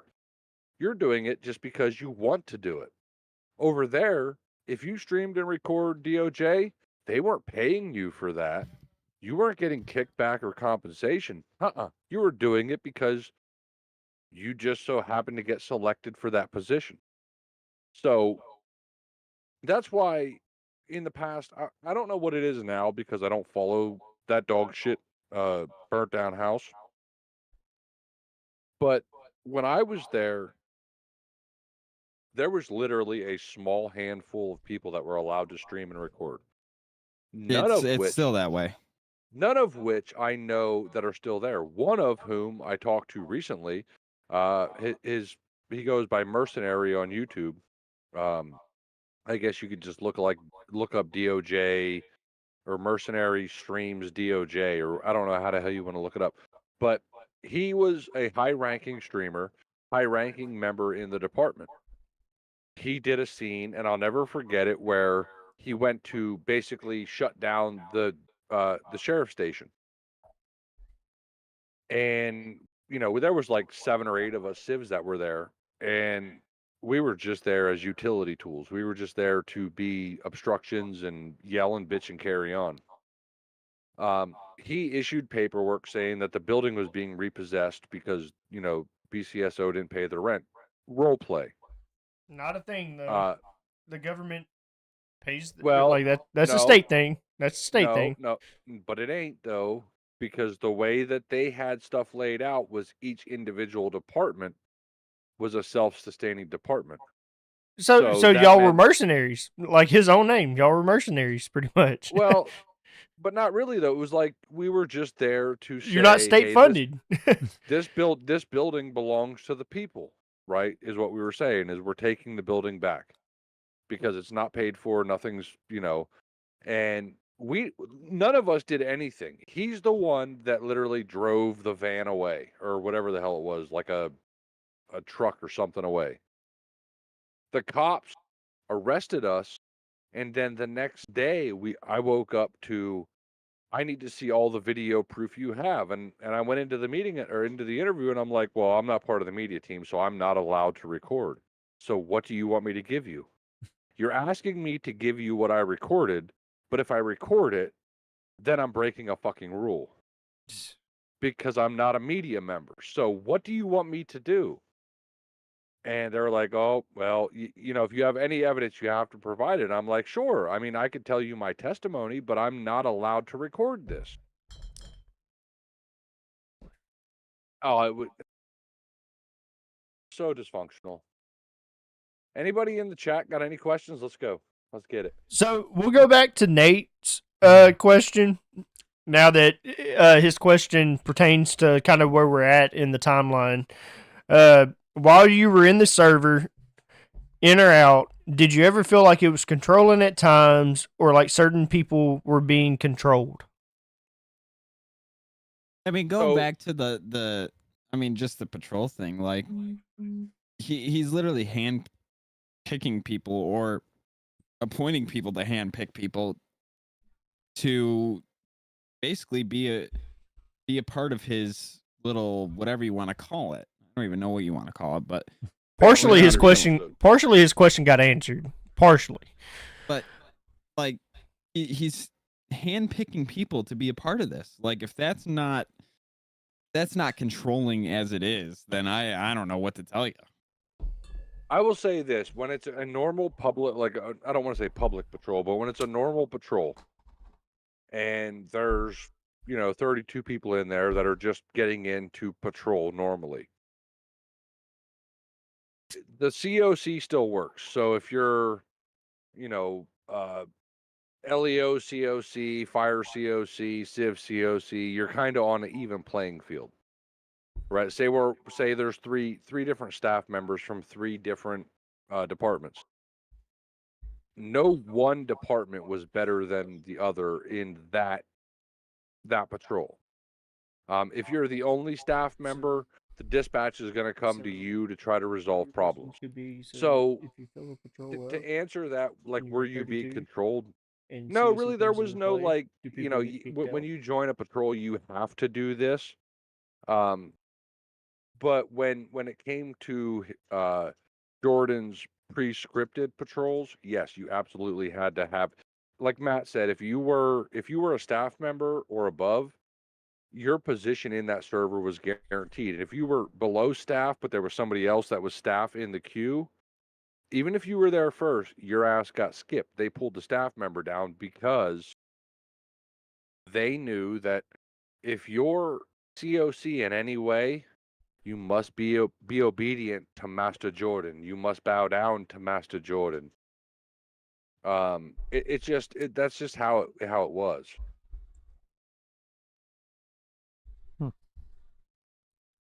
So, Decoy NDA asks, did Jordan start, or did he just own DOJROP? Well, he didn't own it. He didn't. Well, no, he owned it at the end. He did not start it. Code Zero Gaming became, what was it, LSPDFR DOJ or something like that. Like it had some So- weird fucking name. You go ahead, Matt. I'll be right back. So, LSPDFR DOJ, is that still like the current person that does, like, he posts the No, the so- tutorials for LSPDFR and stuff? Is that the same guy? Well, the way it started was Jordan and the other popular people. I won't say their names because I know them and they're good people. But the top people from DOJ were friends before, and they were doing a very similar thing in GTA 4. It wasn't called like 4M or anything like that. It was just basically they home hosted a server pretty much and did it that way, and were using stock stuff and whatever. So they had all known each other, and one thing led to another, and they were doing the LSPDFR stuff, not like founding it or anything like that, just playing it. And eventually it led to someone in DOJ finding Jordan, and Jordan became a member, and then he did a couple things. You can even see in like some of the first videos they all did together, and they're like, yeah, we're on Jordan's server that he's hanging out with his friends on, whatever. And one thing led to another, and next thing you know, he's running it and in charge of it and owns it and is basically the almighty last say on it, and it developed until his end. From Shadows Gaming, he says DOJRP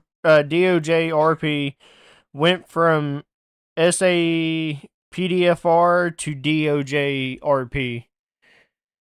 Yeah, it was something like that. I mean, DOJRP was So It so wasn't the so official kind of name to like begin with. that group of people that do the and again, like the guys when they do like their videos on a BeamMG, Yeah.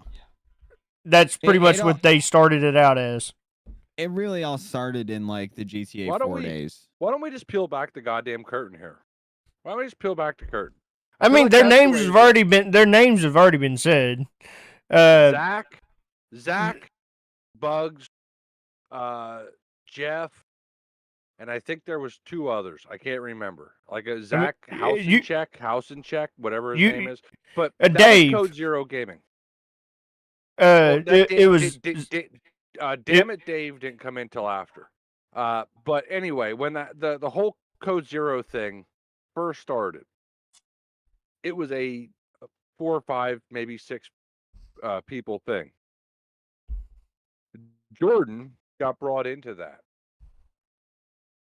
It became what it became because it organically did so. What happened was DOJ kind of elevated itself off of 2 people. I love Jeff. Jeff is one of the nicest, most honest people in the world. But he had nothing to do with the rise of DOJ. Everybody knows that Bugs and Jordan were the faces of DOJ. That's not a secret. And we can cover the whole Jeff thing. I'm fine with that because Well, I know the story behind that. So I'm glad you said that because my next question with Jeff. So like Jeff specifically, was it true that Jeff said that like pretty much he wanted to have a stake in DOJ, and like he wanted a stake inside of DOJ. He didn't like the direction it was going. And then OCRP was pretty much created in spite of it because it was like, well, you know what? If you guys aren't going to listen to like what the people want, then we'll give the people what they want. If that makes sense. No. You're kind of right and kind of wrong. So the question was essentially, if we boil this down to the boiled egg part of it, was Jeff wanted power and Jordan didn't want to give it to him, right? Like, but no. But so what happened, and this is what really happened, is that the community started to grow. Jeff wanted to take more of a developmental side and help with the developmental, whether it be vehicles, whatever. And Jordan pretty much told him, I got people for that. And I don't know, I can't speak for him without him being here, but I can say that any normal human being would take All right, that come as on, a Matt, slap get him in the here. face. Like, Yeah, no. He's in the waiting room right now. Just pull him up. He basically helped build the brand, and now he wants to take more of an active role in it, and he was told no. So he didn't leave right away. That if anybody out there has a thought of that is a myth. That did not happen. It was a slow progression down, and then he left. But when he left, Bug stayed, and Bug still patrolled there and was still talking with everybody and still being, because Bugs is a real genuine dude. And then it just snowballed into everybody seeing the writing on the wall, and they left. Can't pick and choose comments. There was a I can't. no, don't choose comments. Why you gotta whisper it like we can't hear you? Well, no, it's not pick or choose comments. It was it was more of like statements. So in my opinion, and this may piss someone off, but I mean, it is what it is. But you can't really say like you Bill, you physically have talked to Jeff and you can say he's a genuinely good guy. But perspective, someone saying Jeff is a genuinely good guy, but for a fact they never have talked to Jeff. So like you cannot give, in my opinion, you cannot give that perspective if you haven't actually talked to the person. I I mean, I'll put it to you this way. 1,000% talked to him. So I don't know what that question was. Was it like somebody saying that I didn't actually talk to him? No. They just had a comment that Jeff is a genuinely good guy. But Yes. like I said, he and here's how I can do that is Jeff has ahead. never specifically talked to a certain person. Go back and look at the DOJ, and I know this because we were in talks prior to everything happening. There was just because DOJ wasn't so political at the point. You can look back on his videos from then where he's like, "Fuck this, shit that, eat this, dick, cock, sucker." Now look at his videos now, and they're dumbed down because he's a stand-up guy. He left. He created a community. Watch his videos now.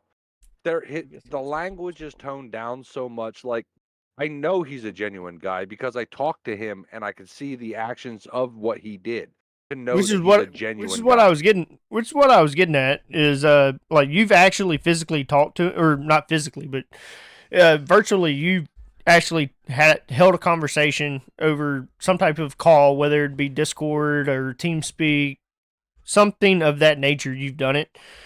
I'll put it to you this way. I mean, you have fans that are like, "Hey, Well, he's a genuinely good guy." Like I can say that. I watch his just anytime Jeff goes live on Twitch, and it's one of his karaoke videos. Like more than likely, I'm gonna watch it.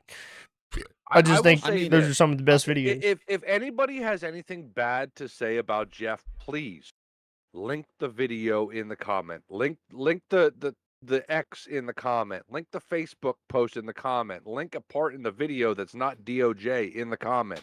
Link something in there that could prove he's not a good guy. Because until you can. Nate Place also said that he honestly had found bugs from DOJ with Jordan. That's how I got into the whole world of roleplay, and ever since then I was a fan of bugs and roleplay. So I can actually kind of agree with that statement.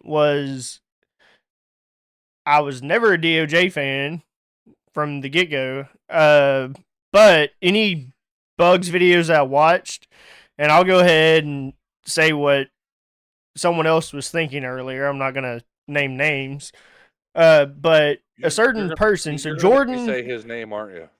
I am going to say his name. Eventually, You're going to make me say it. I'm not going to say your name. No, he's going to say his name is what he's getting at. But I'm going to say the person's name. Yeah. So, in my opinion, from DOJ watching bugs to OCRP watching bugs, and for some reason I don't know how we're veering off topic here. It's reading the comments that we're veering off topic. Which we try to integrate anyways. But it was bait and switch, hook, line, and sinker, and you did it. But so his comment, I found bugs from DOJ with Jordan. It was the same direction. It got me interested in bugs. And then I found OCRP. So like this was a year ago that I started to become like a fan of bugs and was like, you know what, this dude puts out decent content. And I'd started with his DOJ content and watched a few videos and then found like I had certain characters of his that I would watch. And Jordan was involved in most of the DOJ ones. I love that you keep calling him by his real name. This is amazing. Keep this up. Let's make this a thing. Let's get rid of the PC bullshit. Yeah. But Ryan replaced Jordan. Yes, 100%. So nothing changed. It was still the RP, but Bugs has always kept his quality in his RP, but he had a fallback. Because Jordan's RP is up to the same par as Ryan's. They're feeding off of Bugs. They're just leeching off of someone that's successful. This is where I'm going to get in trouble with Matt, I'm sure. In my opinion.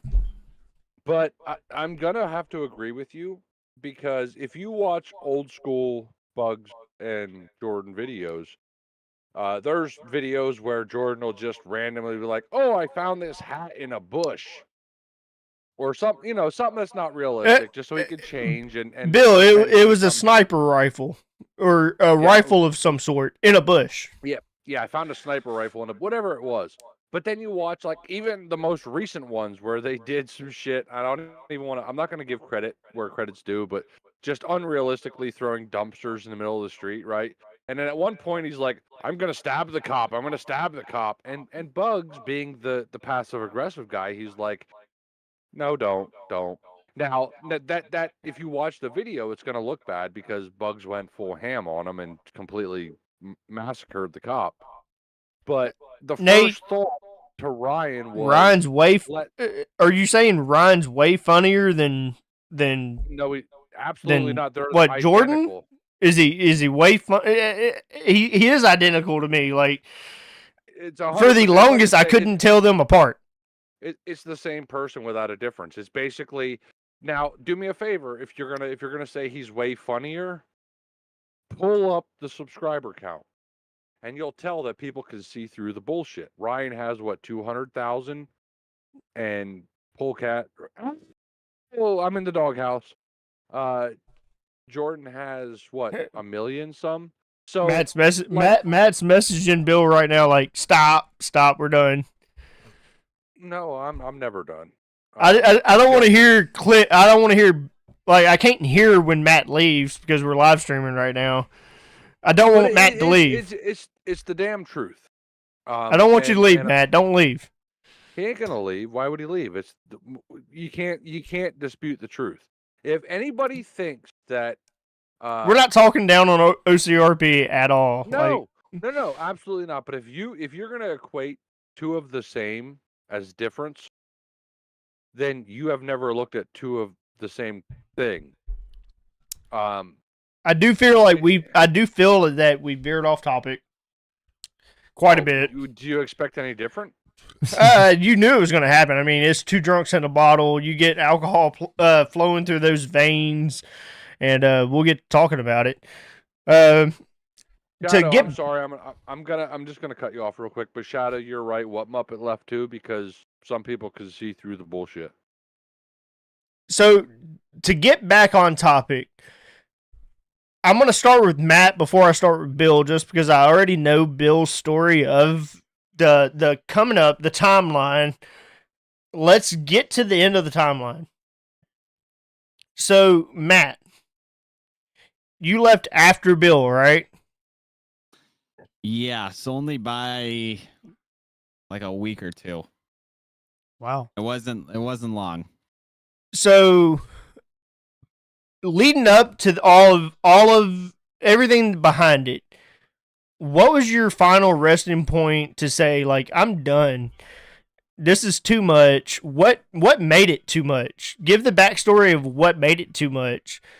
Was it Jordan? Did Jordan cause you to leave? Give some perspective on administration. Was it the administration team? Was it more than Jordan? Like, in general, that just made everything uncomfortable to a point that you were like, I can't support your decisions anymore in this community. Well, I think we got to backtrack just a little. So, to kind of set this up. So obviously I was full-time communications. I went all the way to the top staff position. The next month I was up for a senior staff position, which there was a single spot available. And it was more than likely going to be mine. Not to kind of brag or anything, but the person who's currently the director of the department over there, is a really good friend of mine. We got promoted every cycle, did a lot of shit together over there. So I mean, he's doing great things over there. I believe it. But I was full-time communications. I spent about a year in communications full-time, obviously with reserves in PD and the fire department and every other subdivision I did. I had a lot of responsibilities that I was a part of over there. And one of those being a fire department subdivision called DSO, Division of Special Operations. And really what it was there's always one subdivision in each department that everyone wants to get into. Communications, it was the sit along program.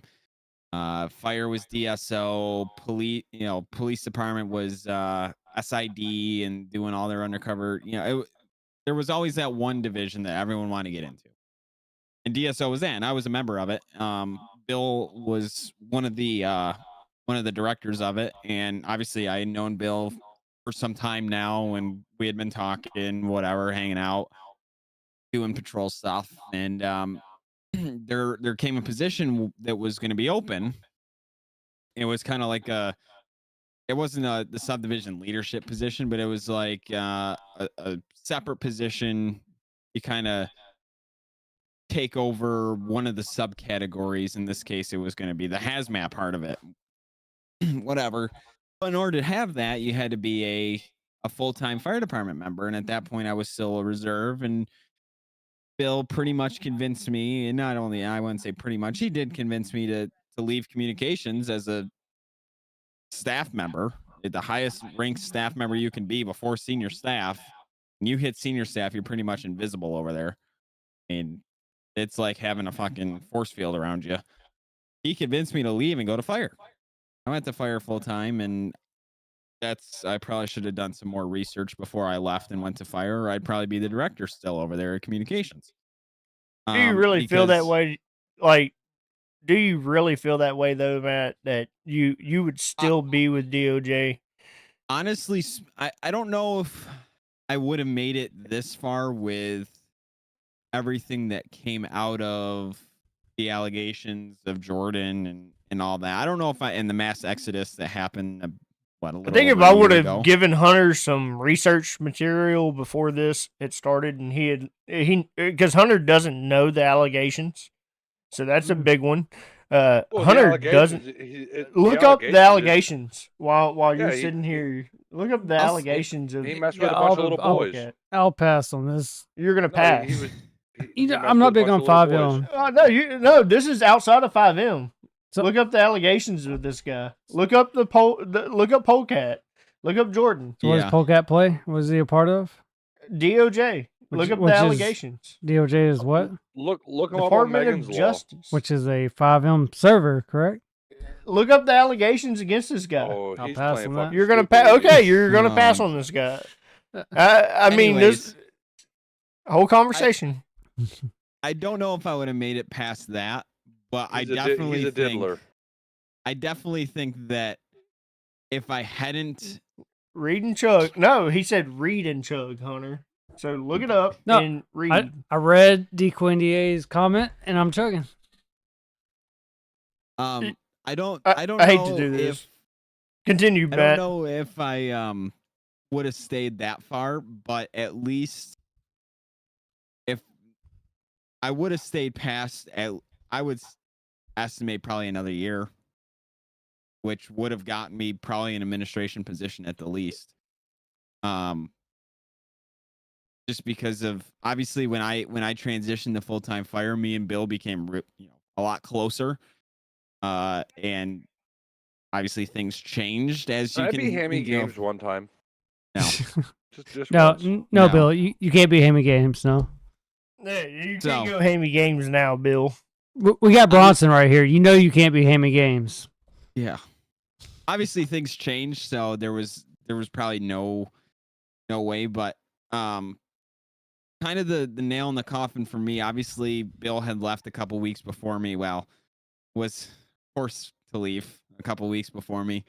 And I had seen the issues leading up to that. I had been in the fire department full time for like a month and a half, and I had seen the issues leading up to it. Me and Bill had obviously been discussing pretty much every day at that point. SAFR was already getting started at that point. It wasn't a community, it was just we're a group of a few friends hanging out, having fun, doing things that DOJ wouldn't let us to do, basically. So we were talking every day. I mean, between me and Bill, we pretty much, there was days we spent 12 hours together just working on what became SAFR. Right. So we got close, and obviously I'd seen the way they handled basically removing and kicking Bill out for quote unquote being unfit. That was the exact term used. And then I saw one other person leave, and then I saw another person leave, and then another, and they were all people I knew and had talked to, whatever, after, you know, being full-time fire, and ultimately things just started going downhill. And the true side of, I would say, not just the administration team, but the senior staff team over there in the fire department was ultimately the nail in the coffin. I mean, as much as we say things about Jordan, after his patrols were really over, you didn't see him ever again. He went to his own little room and kind of hid out and was never to be talked of, or never to be talked to. Well, he's He better just than kind of everybody. oh yeah, he just disappeared. So it was So, really the administration and the senior staff level that did it. Before we get to Bill to end his tenure in DOJ,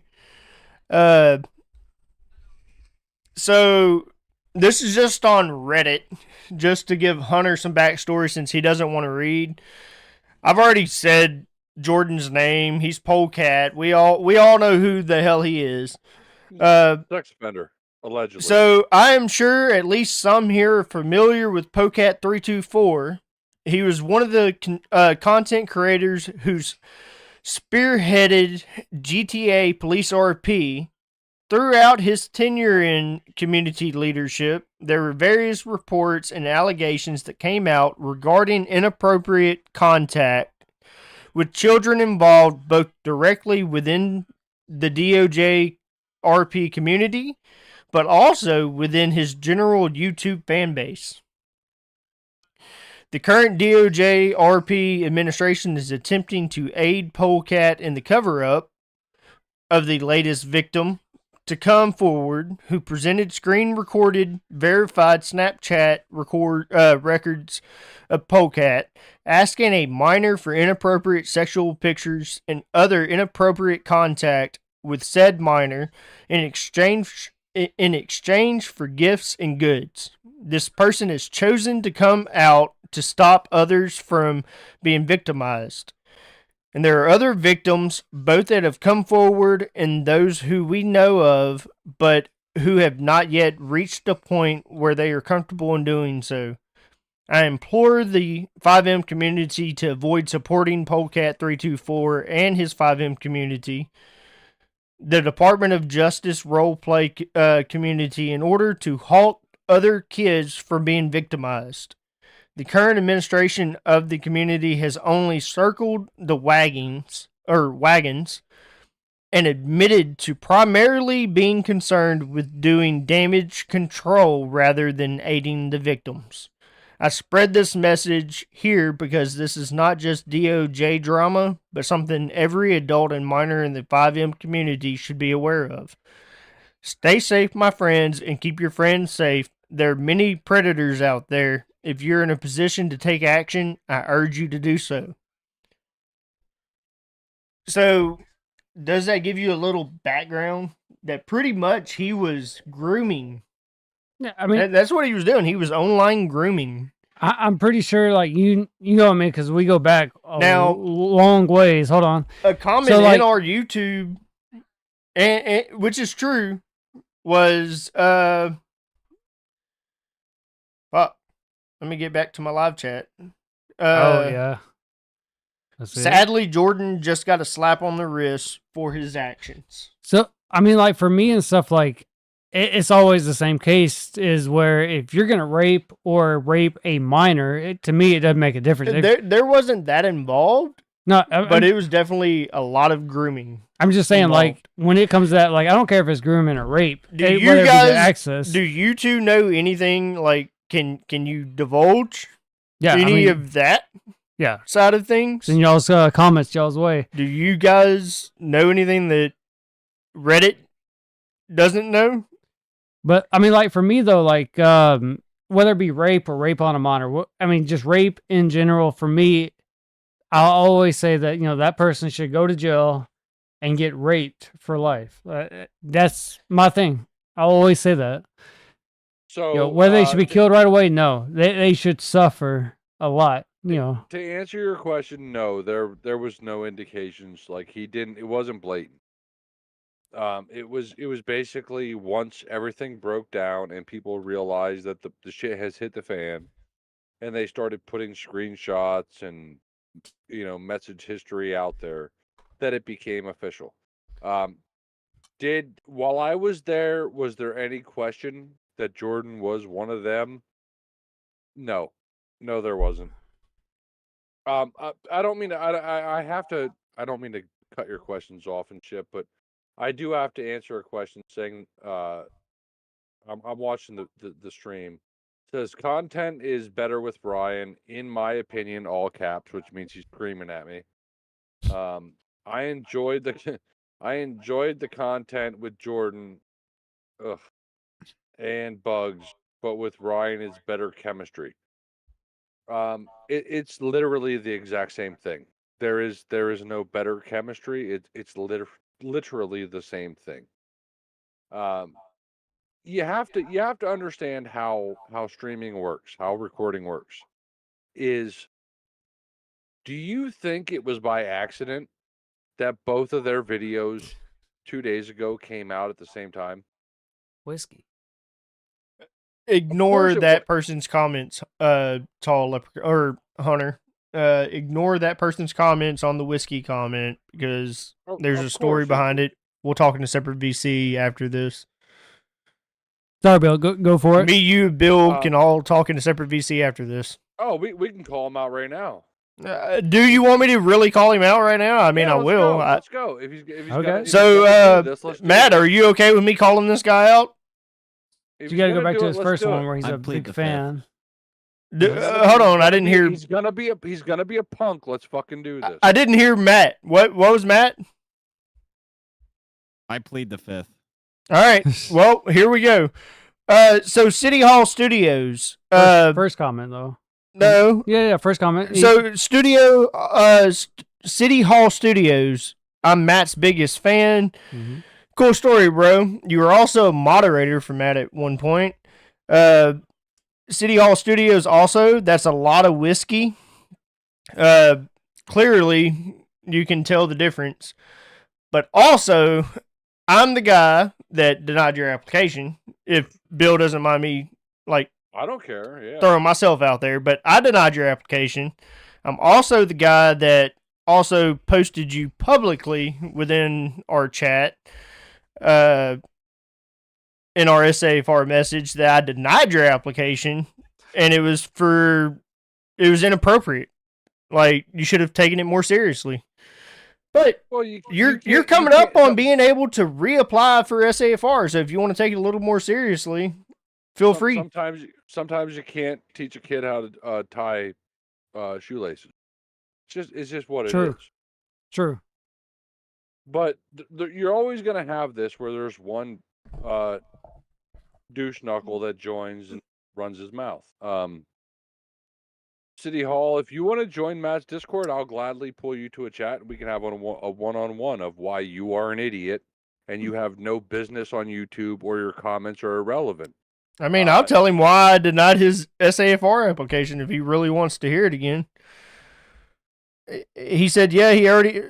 We're not going to make this about you. I'm done at this point.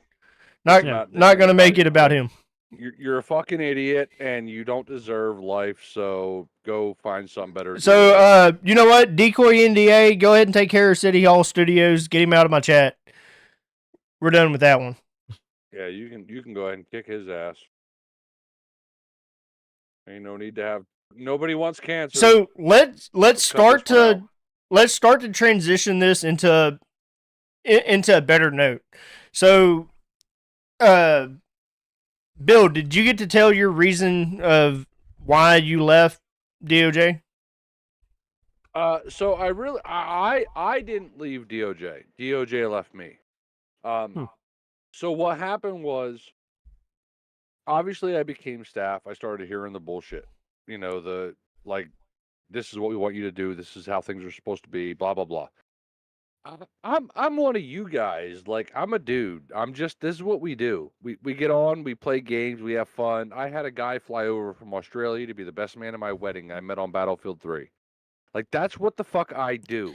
Look All up right. the Battlefield Bill song. You know what? No, Bill we shouldn't. don't- we Bill don't- should no, not have we- told me about that. Look we up don't- Battlefield we Bill.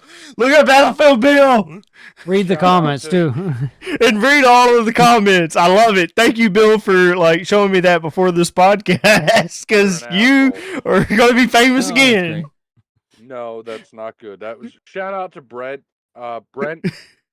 Nate, rest in peace, Nate, Brian, the whole team over at Neebs Gaming. You guys are fucking ridiculous, but anyway, you're an asshole for bringing that up. So, but anyway, what the fuck was the question again? Yeah, you done fucking you got Was me. there You're a question? dick. The It was. question was- What caused me to leave DOJ, and I'm Yep. back on it again. There we go. So I realized Go ahead and link it, that Polly. Link Battlefield Bill. Go ahead and link it. Put it in that I'm a live chat. moderator, fucker. I will delete it. right now. Gosh damn it! You can't moderate my moderators. I'm moderating. Is that my a thing? moderator, moderator. Yeah, no, he can moderate my moderator. Bill's a super moderator for Wow. my YouTube, I do believe. Yeah, so take that and suck on it. But what caused me to leave was I realized real quick that shit was not going to be. He did it anyway. He fucking did it anyway. It wasn't even him. No, It I clicked wasn't on even it. Why did I Paul. click on it? No.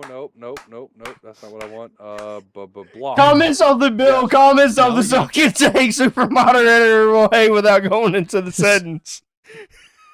Jesus Bill's Christ. just got to listen. It's gonna take Bill 20 minutes to figure out how to delete that. So you got time, chat. Y'all go ahead and watch it. And then comment your reaction. Hurry up and click it. Yeah. Hurry up and click. Oh man, but once I realized that shit went tits up there, and when we started SAFR, I want to just put this out there that I didn't. So we started SAFR as fire department members that were Yeah. because the fire department didn't care about us. They didn't care what we were doing. Like they didn't want us to do nothing. They just basically get in, sit at station, and do nothing. So we put in this proposal to allow us to do things. They said, no, can't do it. So we started SAFR, but when we did it, it was not, there was literally no foundation of starting a community. We didn't want to start a community. It was just a bunch of the fire department guys to get in and basically use a separate server as a training server so that we could stay fresh on our stuff in case it happened. Somebody, his name's Braden, and I can't remember his last name. I wish I could call him out right now, but I can't. But if Braden, if you ever watch this, you son of a bitch, this is what you get. This is my last snitched on us. And when he snitched on us, got me in trouble. Now, mind you, there was like 4 of us. Got me in trouble. I ended up in front of a committee, and I told admins, I'm like, well, you can go kiss my ass. Like, you're not going to tell me what to do. I bought the game. I pay for the internet. You know, the whole thing. Like, I bought the computer. I paid for the game. I bought the internet. Everything. You're not going to tell me that I cannot play. And they're right in a sense, because once you get access to certain information, you shouldn't be able to do certain things. But I didn't break no rules. They still kicked my ass out anyway at the end of the day. And I'm like, all right, well, goddamn. So once you hit staff over there, you might as well leave because you've already experienced the most fun you're going to have. So let's transition this over to a good note. Let's go over to SAFR. Let's talk about SAFR. Yeah, and City Hall, if you want to apply, you're running out of time, buddy. You're gonna come up on it soon, but He's sure you're running out. up on his 60 days. Like he can make reapply. sure, make He sure can your reapply. application is more that I want to play with Bill, I want to play with Bill, I want to play with Bill, I want to play with Bill, whatever the fuck you put. Wait, is that what he did? He did. He did that. I want to play with Bill. I Wow. want to play with Bill. I want to play. It has been taken care of within Matt's. Right. It has been taken care of within Matt's Discord. That I believe. It yeah. was actually 2 people the second person did not comment on this live stream, so I'm not going to say that person's name. Yeah, fair. Uh, I mean, still for but someone to do that. there though. were two people that did not take it seriously. And completely, and Matt was right for what he did, and like, you guys made me look bad. That's exactly what you guys did. Yeah, I mean, and it was, the bad part was I was the one to have looked at the application, but it was the same night that me and Matt had a conversation, and there were a group of us within a VC, and they were like, Matt's in his office in his Discord, and they had, and I don't know if you know the background of this, Matt, like 100%, but they were like, I bet you join his waiting room, Matt won't give you time of day. And I was like, no, Matt's not that kind of person. right. You might have actually been there that night. But they were like, Matt's not going to give you a time of day. And I had hit Matt's waiting room. Now was I still a member, or was I a staff member at that point in SAFR? No, you were community admin. No, was I community admin at that point? No, Yeah. that was before that, because community admin's only been 2 months. I felt like Yeah, I might it have been a wasn't that long staff ago. member at that point. You had just been promoted, and I'm pretty sure it was the community admin. So I had just been promoted to CA. But either way, all of us were in a VC together, and they were like, someone had noticed that Matt was in his office. And they were like, I bet if you join, Matt's not going to pull you up. And I joined his waiting room, and I was probably there 30 seconds, maybe a minute. And Matt pulled me up. Me and Matt, what was it, Matt? We had a 45-hour conversation. At least, yeah. Like, it was a decent conversation that me and Matt had, and it was just like, we were just shooting the shit. Right. And all of you guys, you might not have been there, I don't know, but there were a group of people messaging like, what's going on in there? Well, join the waiting room. Right. Like, he'll pull you. But me and Matt are continuously having a conversation, and everyone's like, what's going on? What's going on? What's going on? Are you coming back? Matt is probably, and I told Matt, like, I'm not a fan of his videos. That's just, like, me and Matt, he can vouch for it. We had the conversation. Matt's like, I respect that. It is what it is. But Matt's a very personable person. So, Yeah. like, he'll talk to anybody. He'll hold a conversation with you. Which, I mean, I know you for like years on end right now, but I mean, you're like me, is like, whether or not they're like way up here, like fame status or whatnot, we're going to treat them like a person. We're just going to talk to shit. Yeah, I don't care who you are. Exactly, yeah. I'm going to treat you how I would treat any normal person. Yeah, we're just going to talk Matt to has shit. fanboys. 100%. Matt has fanboys. And he has fanboys within SAFR. But I'm going to treat you the same. Like, when Matt and I told Matt, when you come into patrol, I don't think of like, hey, Matt Francis is there. It's, okay, we have another Civ. We have another cop. Whatever Matt's going to be that night, that's what we have another one of.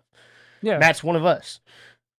And that's the way it should be. Yeah, It exactly. should be, that's one of us. 100%. And that's what Matt expects. Me and Matt had talked about it. That's what he expects. Yeah. He doesn't expect to be treated any differently just because he has however many subscribers on YouTube. I mean, I've had jobs, which you know this, which I mean, I don't want to veer off or anything, but like, I met like a lot of like famous people, like rappers and stuff like that, but just because I was working at Sturgis and met like people performing. No, But it's the like- audience doesn't even really know about that. Like, you Well- used to be security at Sturgis. Yeah, I'm not trying to take away from the conversation up here, but I mean, that is true though. I mean, but at the same time, like, I met like people like that though, and it's like, I'd rather hold a conversation. You met Everlast. Oh yeah, Everlast, 36 Mafia. I mean, I don't want to like let them know like, hey, I'm your biggest fan. I'd rather hold a conversation, at least have like personal, have a laugh with them. You know? get tired of hearing I'm your biggest fan. Yeah, I rather. Now, Matt, I've learned is that's Matt's like turn off. and even Most Bill, people- most people are. even Bill will say that. Yeah. Is that like if you fanboy over me, like I don't want that. Yeah. I'd rather have that genuine conversation. And Matt can speak for himself. Like, what do you want, Matt?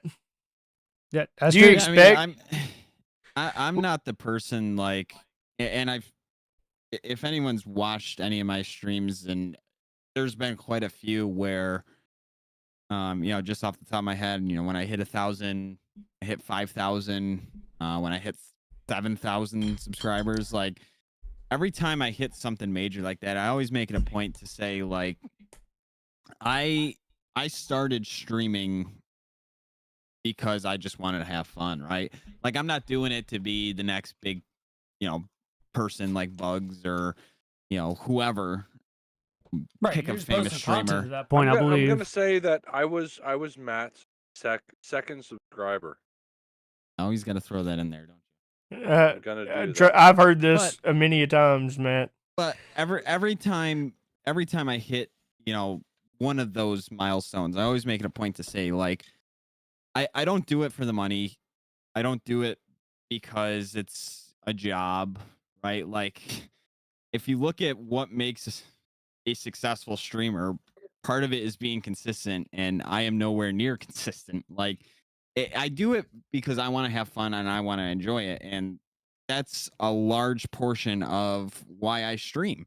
It's like 99% of it. I don't do it because I want to be walking down the street and have someone come out to me and they're wearing one of my t-shirts or a hat or whatever and they want me to sign it. Like I don't want that. Like 100%. Yeah. Now, Matt, personally, you to were me, like, you were I'm you not Matt a- were also the reason why I trained me and Hunter. And now it was Hunter didn't know like 100%, but the conversation that me and you had that night in that VC was so like you had just said that you had to be consistent, but you also had to be you had to be happy in what you were streaming. Yep. Or what you were recording. Like your reaction is key to your viewers. Yeah. yeah, like there's and people ask me all the time, and I hate getting the question, but people ask me all the time, oh, I saw you on Jeff's live stream, or I saw you on this person's live stream in OCRP, but you weren't streaming and I haven't seen the video come out. Like a large portion of that to me, and there's many times, I mean, I would say in a single week, my goal for 2024 is to stream once a week, but I would say 3 to 4 times I'm on a server somewhere, whether it be SAFR, OCRP, or playing something else that I'm just not streaming. And people ask me all the time, well, why aren't you streaming? Why aren't you streaming? Because I just want to have fun. I want to hang out and maybe talk to Bill and play SAFR, or talk to someone else, or just watch a YouTube video while I'm sitting on the side of the road doing, something completely unrelated. And I get it all the time, like, oh, why weren't you on? Why weren't you, why weren't you streaming? Whatever. And it's just like, I want to hang out. I want to have fun, Yep. I don't stream because it's a job. Doesn't pay my bills. It doesn't do anything like that. If it did, it'd be a whole different style. What is YouTube CPM or whatever? It's like what, 10 cents for every 1,000 views you see? It depends on like who you have to you literally have to Me and Matt have had this whole conversation already too. about Like a million that was views to involved in even get that night. $100. I mean, I'm all in on this. This I'm is not why- gonna make Matt divulge. Well, no, I wouldn't say make him mad, like- but like if he can answer, let him answer. If if he can. Matt did let's tell just me it was say better this. than what I thought it was. Let's just say this. Matt and Matt can vouch. Bugs Matt is can still vouch for it. getting Like money it was better on- than what I thought it was. All right, go ahead, Bill. Bugs is still getting money off of the DOJ days because it's CPM, right? Like the shit's getting popular even after it's not there. People are True. finding people that are popular and going somewhere else and realizing, oh, I'm going to subscribe to him. Oh, he's in this community. Oh, let me follow this now. Now that's We're gonna how save it your works. question for almost near the last decoy NDA. But my last thing that I'm going to say, and it's just, well, it's probably not my last thing, but because there's one. It's definitely not your last thing, Bill. Well, it's getting close, but Nate's Plazy said that about the whole. Did I say that right? Plazy. I feel like Nate Place. That's not how you spell place. That's Plazy. But he might be either way, dyslexic like some of our other members. I'm pretty sure that name would be taken, so he would have to make it like that. Either way, with the whole Ryan thing, I don't dislike Ryan. I think Ryan is a good guy. I met him in DOJ. But his role play is exactly what Bugs needs to make his video. Because if you watch, like I said earlier, they both launched the exact same video at the exact same time. Watch both perspectives. He is the new Jordan. Like that is what it is. Like he is the new Jordan. I don't want him. I don't want to say that he's the new sidekick. I guess is the way to say it. He's not really. He's never gonna be nothing. He's just there along for the ride. He'll be something in like 5 or 6 years if OCRP collapses, which I don't think they will because they have a good foundation. But he will never be a Jeff or a Bugs. Never. He is there to pigeon toe and piggyback off of them. That is his job. That is his goal. That is his mission. He has. Did he even get a YouTube plaque yet for 100,000? I don't know. Yeah, he's at like tube something, I think. Okay, so but he's not like his. If he could step his role play up to a little bit more realistic, instead of instantly like I'm gonna kill him, I'm gonna do this. Oh, why don't we do this? Then it would be better. But he can't. So I don't expect it. This is. But if this was DOJ, he'd already been kicked out. Hence the reason why he left. Because he knew that shit wasn't gonna roll once Jeff, Bugs, Rika, all of them left. Martin, Solo. Once all of them left, he was just another person. He wasn't gonna get no special treatment. This was worth it. I enjoyed it. I mean, just to go back to like the YouTube side of things, like I won't give numbers out and all that, obviously, but you know, it could be, it's a good little extra thing to do. Again, I'm not in it for the money. I'm not in it for the fame, whatever, but it is a nice little side thing.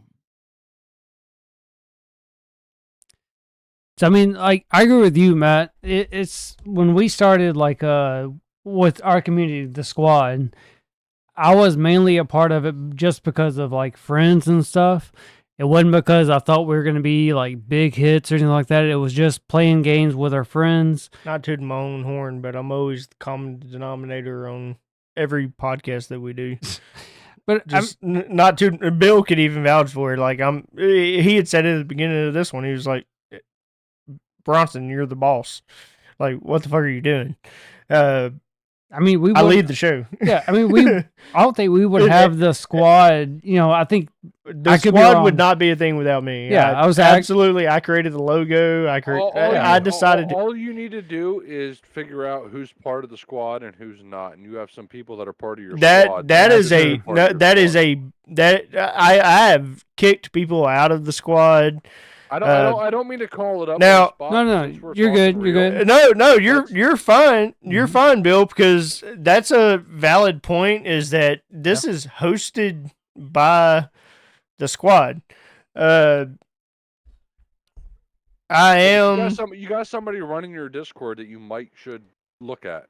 I'm not. Yeah, I'm not going to call anybody out, but we got to call it out. If we're going to call it, you have to call it. You do have to call it out in some point. Yeah. The squad may not be our home all the time, or after this time. I don't know. That's a big one. I I'm just We're saying. we're Squad before Productions. before you make a decision, make sure that when you go to bed tonight, you go out front and make sure that Starlight Star Bright, the first star you see tonight, is the one you see when you go tonight. Shit, I haven't heard that in a minute. No, it's not that you haven't heard. You've never heard that. No, I have heard that. You've never heard that. You being may an never asshole. heard that. That's what I've I'm heard doing. that. Yes, That I've heard was that. completely me being an asshole right there. And Brodson's probably the only person in this conversation. No, Hunter said he's heard it before. I've heard that quote. Yes. Hunter. No. This is. But this is I know what the quote is, and there's moderators within this Discord or within this YouTube channel that I guess we're calling out moderators tonight. Yeah, why not? Yeah. It is what it right. is, because you need to make sure that you own or that you deserve the rank to be a moderator within my YouTube. True. And when you start making it to where I don't feel like I'm at home within my own Discord, then we have a problem. And that's a thing right now, is I don't feel like I'm at home within my own Discord. And it's not because I don't own my own Discord, but I gave up the rights to my own Discord to show that I don't control everything in my life. That I'm not a control freak. Bill knows what I'm getting at with that. Even you know that, Hunter, where I'm getting at with that. I'm gonna call it out. I'm gonna call it out if you don't. I'll call it out, Bill. Unless you just want to call him out, I'll call it out. Let's go. What about it? South Coast Ace called me out. Let's call it out. Yeah, what the fuck? Why are we? So South Coast Ace called me out, and before I transferred over ownership of the squad, and all of you guys, we had brought it to a vote, and because that's the way I work, is I brought it to a vote to the squad before we had certain people as a squad member, and someone called it out and said, South Coast Ace called it out and was like, you're power hungry, you just want to own everything. And so I transferred it over to Shadows Gaming, and I have not felt home in my own Discord. I don't feel like I have the say that I should have within my Discord. I feel like at any point I will be removed from my Discord.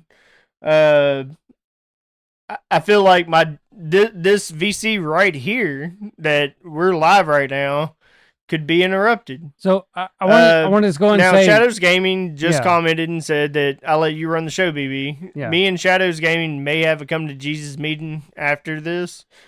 I'm going to throw this out there because I want him to answer this question.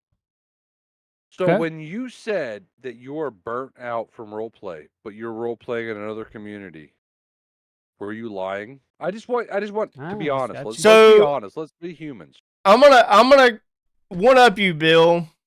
To where you just asked the question you just asked, is I'm gonna put it in a perspective that Starlight Gaming, from the community administration position in SAFR, I can tell you without Bill having to tell you as head administration, Starlight is blacklisted FR. We only have 2 communities that are blacklisted from SAFR. Bill, can I continue and say because the whole can I continue and tell the outcome of what, like, because it hasn't completely been announced yet, but go ahead. I'll let him know. Are you giving me permission? Yeah, go for it. I don't care. So,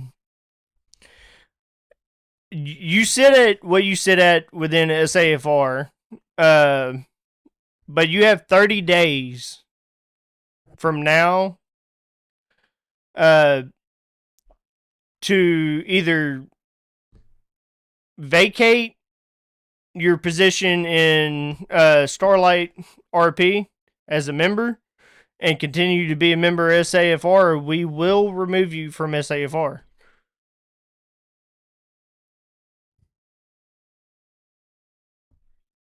I hate to do this in the middle of a live stream. Really hate to do this. I in the love middle this. of a I live love stream. this. I was saying this is pretty much uncut. This This what is where content we- is. You're right, Hunter. This is where we're uncut, unfiltered.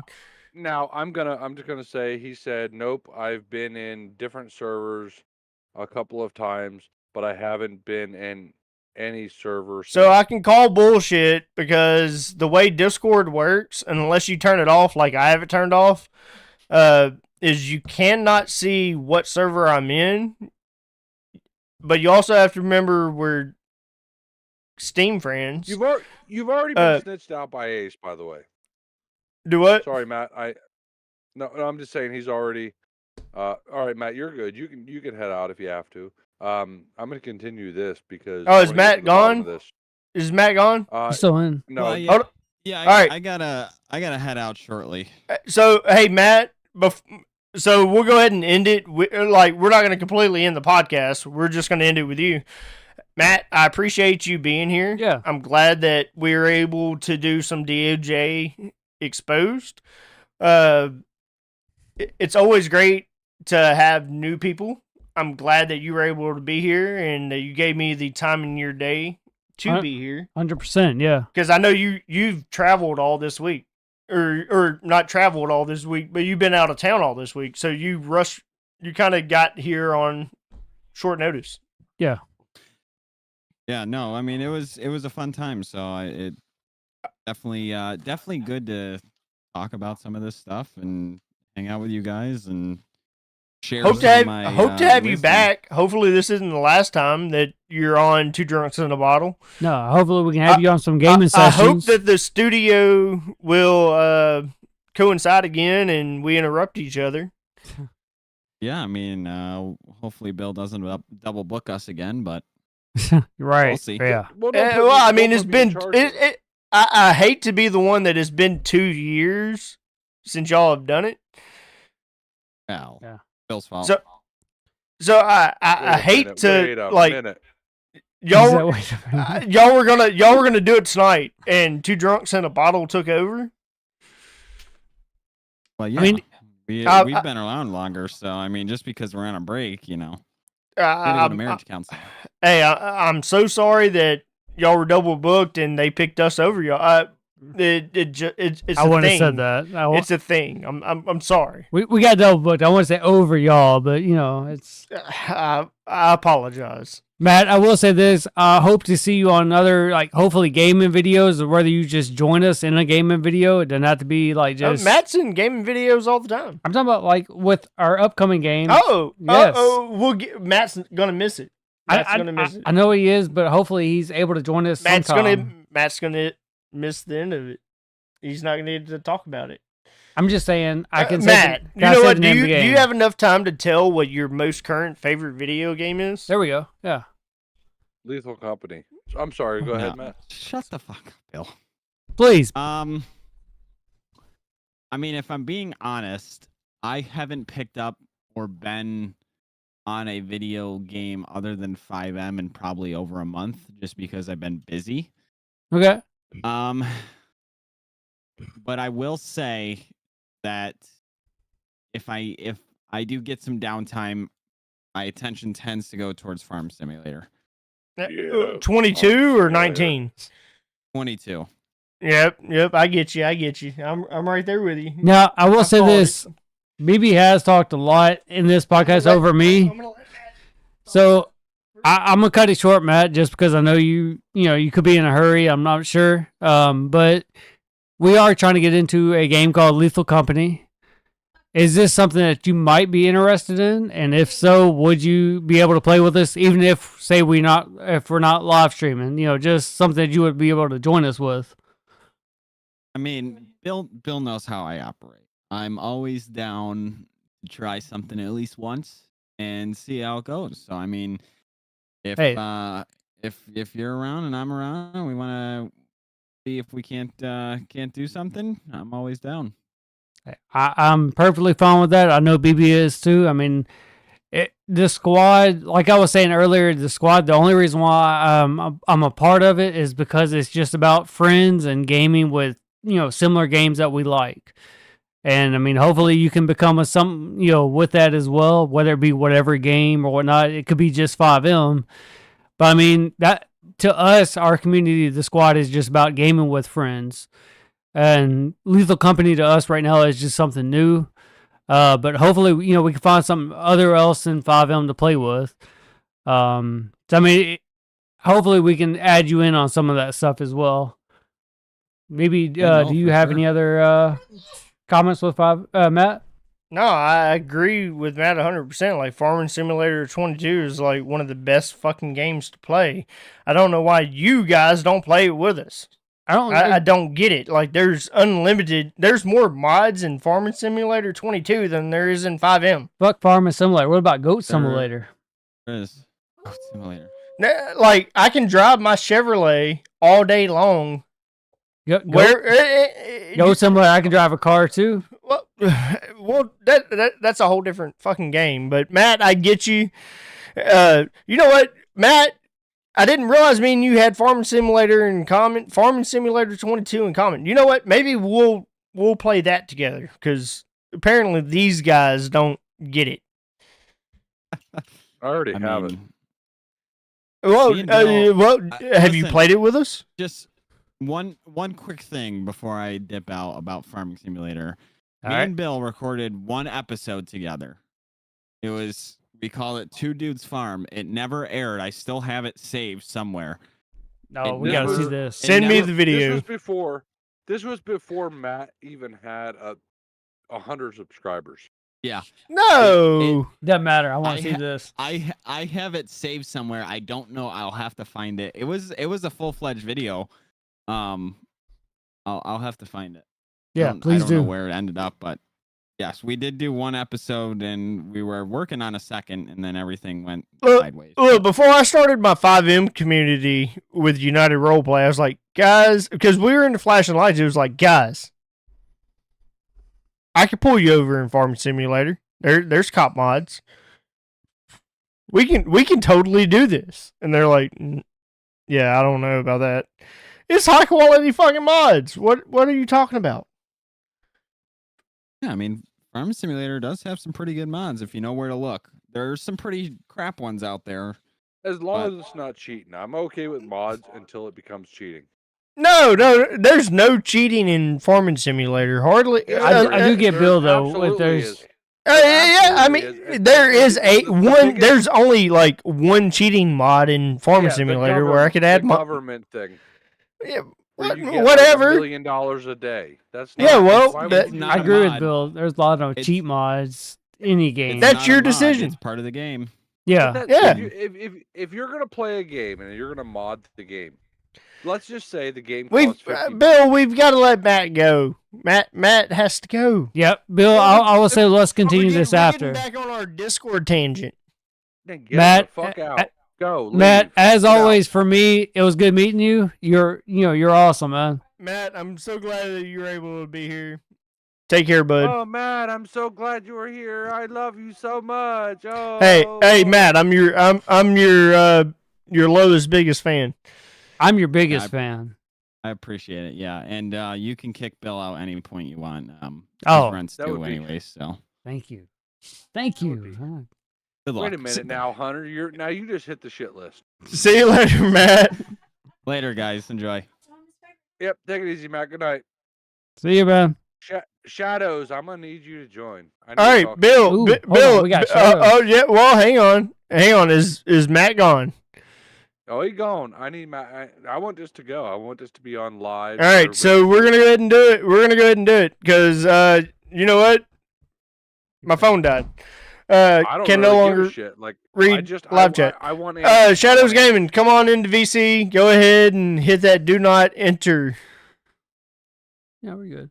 239. Because I'm gonna call you out. Just come in here knowing that what am I getting this for? There's actually multiple people within this Discord that can join in if you absolutely want to. Go ahead, South Coast Ace. Join in.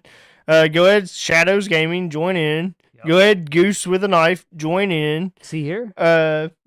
He It's Goose. potentially could be here. I don't fucking Oh, know. I thought you were I'm just naming- naming Yeah. all fucking people that you Bring really 'em want to in, fuck bring around 'em and in. find out. Let's talk about Bring it. 'em in Thought you were saying because they were here. They're gonna fuck around and find out.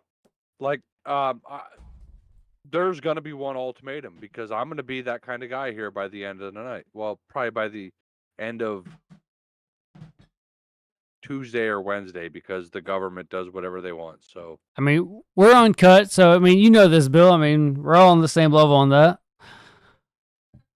I do agree Yeah, that, you know, we because- need more people on here, you know, to have more conversation on it. I'm still Bill's bring 'em in. favorite, Jess. Don't pass me your phone. I'm still Bill's favorite. I mean, as you can see, we're trying. I Bring mean, 'em in anybody in our YouTube So- comments, join in. I have a I bunch mean, of questions for some people. The at- comments was this At is- any point, that's live. So come on in, Shadows. If you're gonna defend at yourself, any point, like I said, I could be kicked from my own VC. you won't. Well, you can't be. Well, I He mean, you can be, right now. but No, I can be kicked from my own VC. yeah, he Now can be. the only thing is we'll lose Bill. No, Which you isn't a won't lose problem. me. If we Because- lose Bill in one VC, I have another home. I have backup plans. I was Bill gonna- knows my backup plans. I said that might be a it- problem. He's our hold on, guest, let- but I see what you're let me- going let with it. me- No, let me put this out here right now. Shadows, if you're listening, and I hope you are, and if you're not, please share this to him so he could hear this. Shadows, you have 24 hours from the time this podcast ends to transfer ownership to Bronson. Otherwise, I'm going to put a copyright on the name and you're going to send it to me. Or the If we Discord to want be it- shut down. Which I Or think it'll be Shadows shut even down. posted that, right? So, I mean, if you want to fuck around and find out, you're going to fuck around and find out. Go play with your girlfriends over in Starlight, whatever you want to do, I don't care. But don't threaten my friends. Don't put my friends in a position because you're going to fuck around and find out. And I'm going to be the guy that does that. So please, watch what you step on because the next thing you step on might be an eggshell. Hey Bill, how's about that United Network? What's going on with that? Heard about That's currently in the works, which is going to encompass a lot of things, gaming, podcasts, and everything else. So, had this douche knuckle not want to send over the name, it doesn't matter because I'll still own the name. He'll just have to shut the Discord down, and your stuff will still be eligible to be aired. under Guess what, a Hunter? Did you network. Hunter doesn't know this, but you know this, Bill. I know a little bit about this. You mentioned it last The weekend. new sponsor of the new sponsor after tonight, whether it be he transfers it over, it doesn't matter. You Right. can keep it if he wants it, he can keep it. He ain't gonna keep it because it's gonna get shut down. one way or But the the other. new sponsor of Two Drunks in a Bottle is something that I own. I don't get a portion of it. No, you don't get a portion of it. Pay me half of it, and we'll talk about it. What do you pay? But United fucking Roleplay is now the new sponsor of Two Drunks in a Bottle. Like I said, Bill already knew this. I Coming didn't. into this, Right. I kind didn't. of. I Bill didn't. knew that I was going to eventually get to it. I didn't. But yeah, Bill, me and you have to talk afterwards. But Bill can attest for it. United Roleplay is the new sponsor of Two Drunks in a Bottle. So I know with our intro, we announced, you know, the squad, you know. We Is will rebrand. Okay. Which that's something Which we needed to rebrand anyways from the squad. Me and Bill talked about that many months ago, and Bill can divulge on that too. But yeah. we were a liability with the squad. I mean, That's something that like you cover like guests and stuff, but I cover like the intros Like and I all said, that. Bill can divulge. We were a liability with the squad. Yeah, that's something we could have been shut. The squad We could have is been al- shut the down. Squad is, the squad is already a copyrighted entity.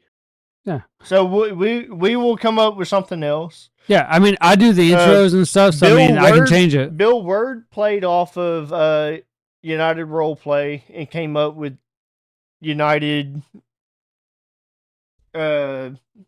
Network. Said? Yeah. So that'd be now easy there for may me to have to be change. United Gaming Network or something in between. Right. Because I think UN, he can't copyright UN. Of course, United Nations. He can't copyright certain things. But like I said, we can come up with United. Yeah, there's going to be something. So Shadows, please. I mean, you're active in the chat. Please join the voice chat. We could cut the podcast right now, and go into it. I mean, Shadows, if you want to just hop in for a second, I mean, hell. So I am actually probably going to go ahead and end this podcast. Actually, bring Ace with you too, if you want to. So we're going to go ahead and end this podcast. Wait, end it with our way. Bill. Okay. We're going to end this in the two drunks in a bottle way. And we're all three probably going to have the same game. All three of us are probably going to have the same game. You got mine. But what is your most current favorite fucking video game? And I pissed somebody off in the last podcast with this question is what it is. I'm probably a little bit more sober than I was then because I was. Two drunks in a bottle should not hit two bottles in one night. Like that. Can I say that we're all right with the last one now, though, right? Like, hold on. Bill wants to talk. What did you just say? I'm gonna get in trouble with this one because y'all drug me down a rabbit hole the other night, and I have to say that the current favorite game that I'm playing is Lethal Company. Oh, here we go. One. Okay. All right. Why? Because he likes to stay in the fucking. Hold on. Yeah, this is Bill's answer. I'll shut off. Yeah, Bill, you're kind of right because the whole staying in the ship thing, but that also puts me like I could see everything. I know what's going on, but it's such a hyper realistic game because you have a quota. Okay, you guys went in. I drug you through the system, told you where everything's at, told you where the bad guys were. You got the quota, brought it back. Now, we scan the quota and we find out we have $500 and we only need 200. Okay, take what you need out, save it for the next trip. So we already build have the business, man. We already have like the quota, half the quota, if not on the next, and we have 3 days to do it. So, like that Lethal Company has to be one of the best games that I have played that is a multiplayer game since Stranded Deep. All right. So, Bill, I'll take that. That's your answer, right? Yes. Okay. So, I'll go next. Bill, I will have to join you with Lethal Company, which this is what Bronson was getting at, which is we might all share the same game. For me, though, it's not only about what you just said. It is definitely a different game aspect to what is new. To me, I played millions of games. I can't tell you how many games I have on Steam right now.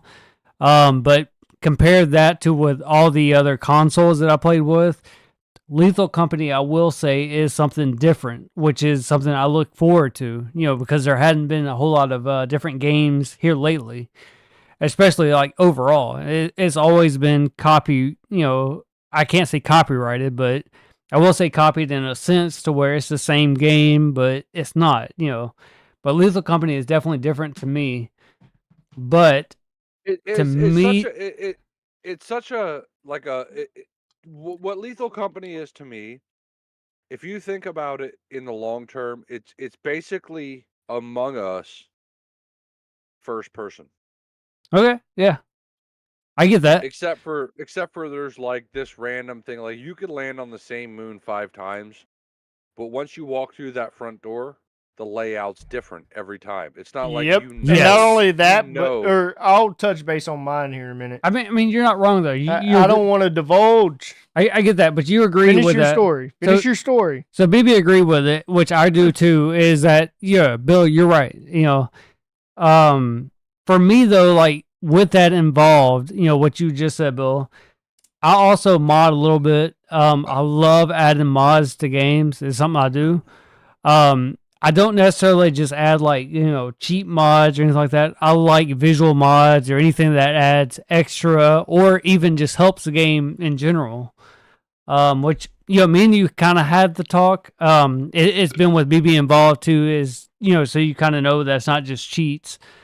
But I've had fun with just adding different aspects with modding. He's about to have a whole lot of fun because Bill just upgraded that graphics card. Oh yes, He I just heard went about to that. 30 Bill, Yeah.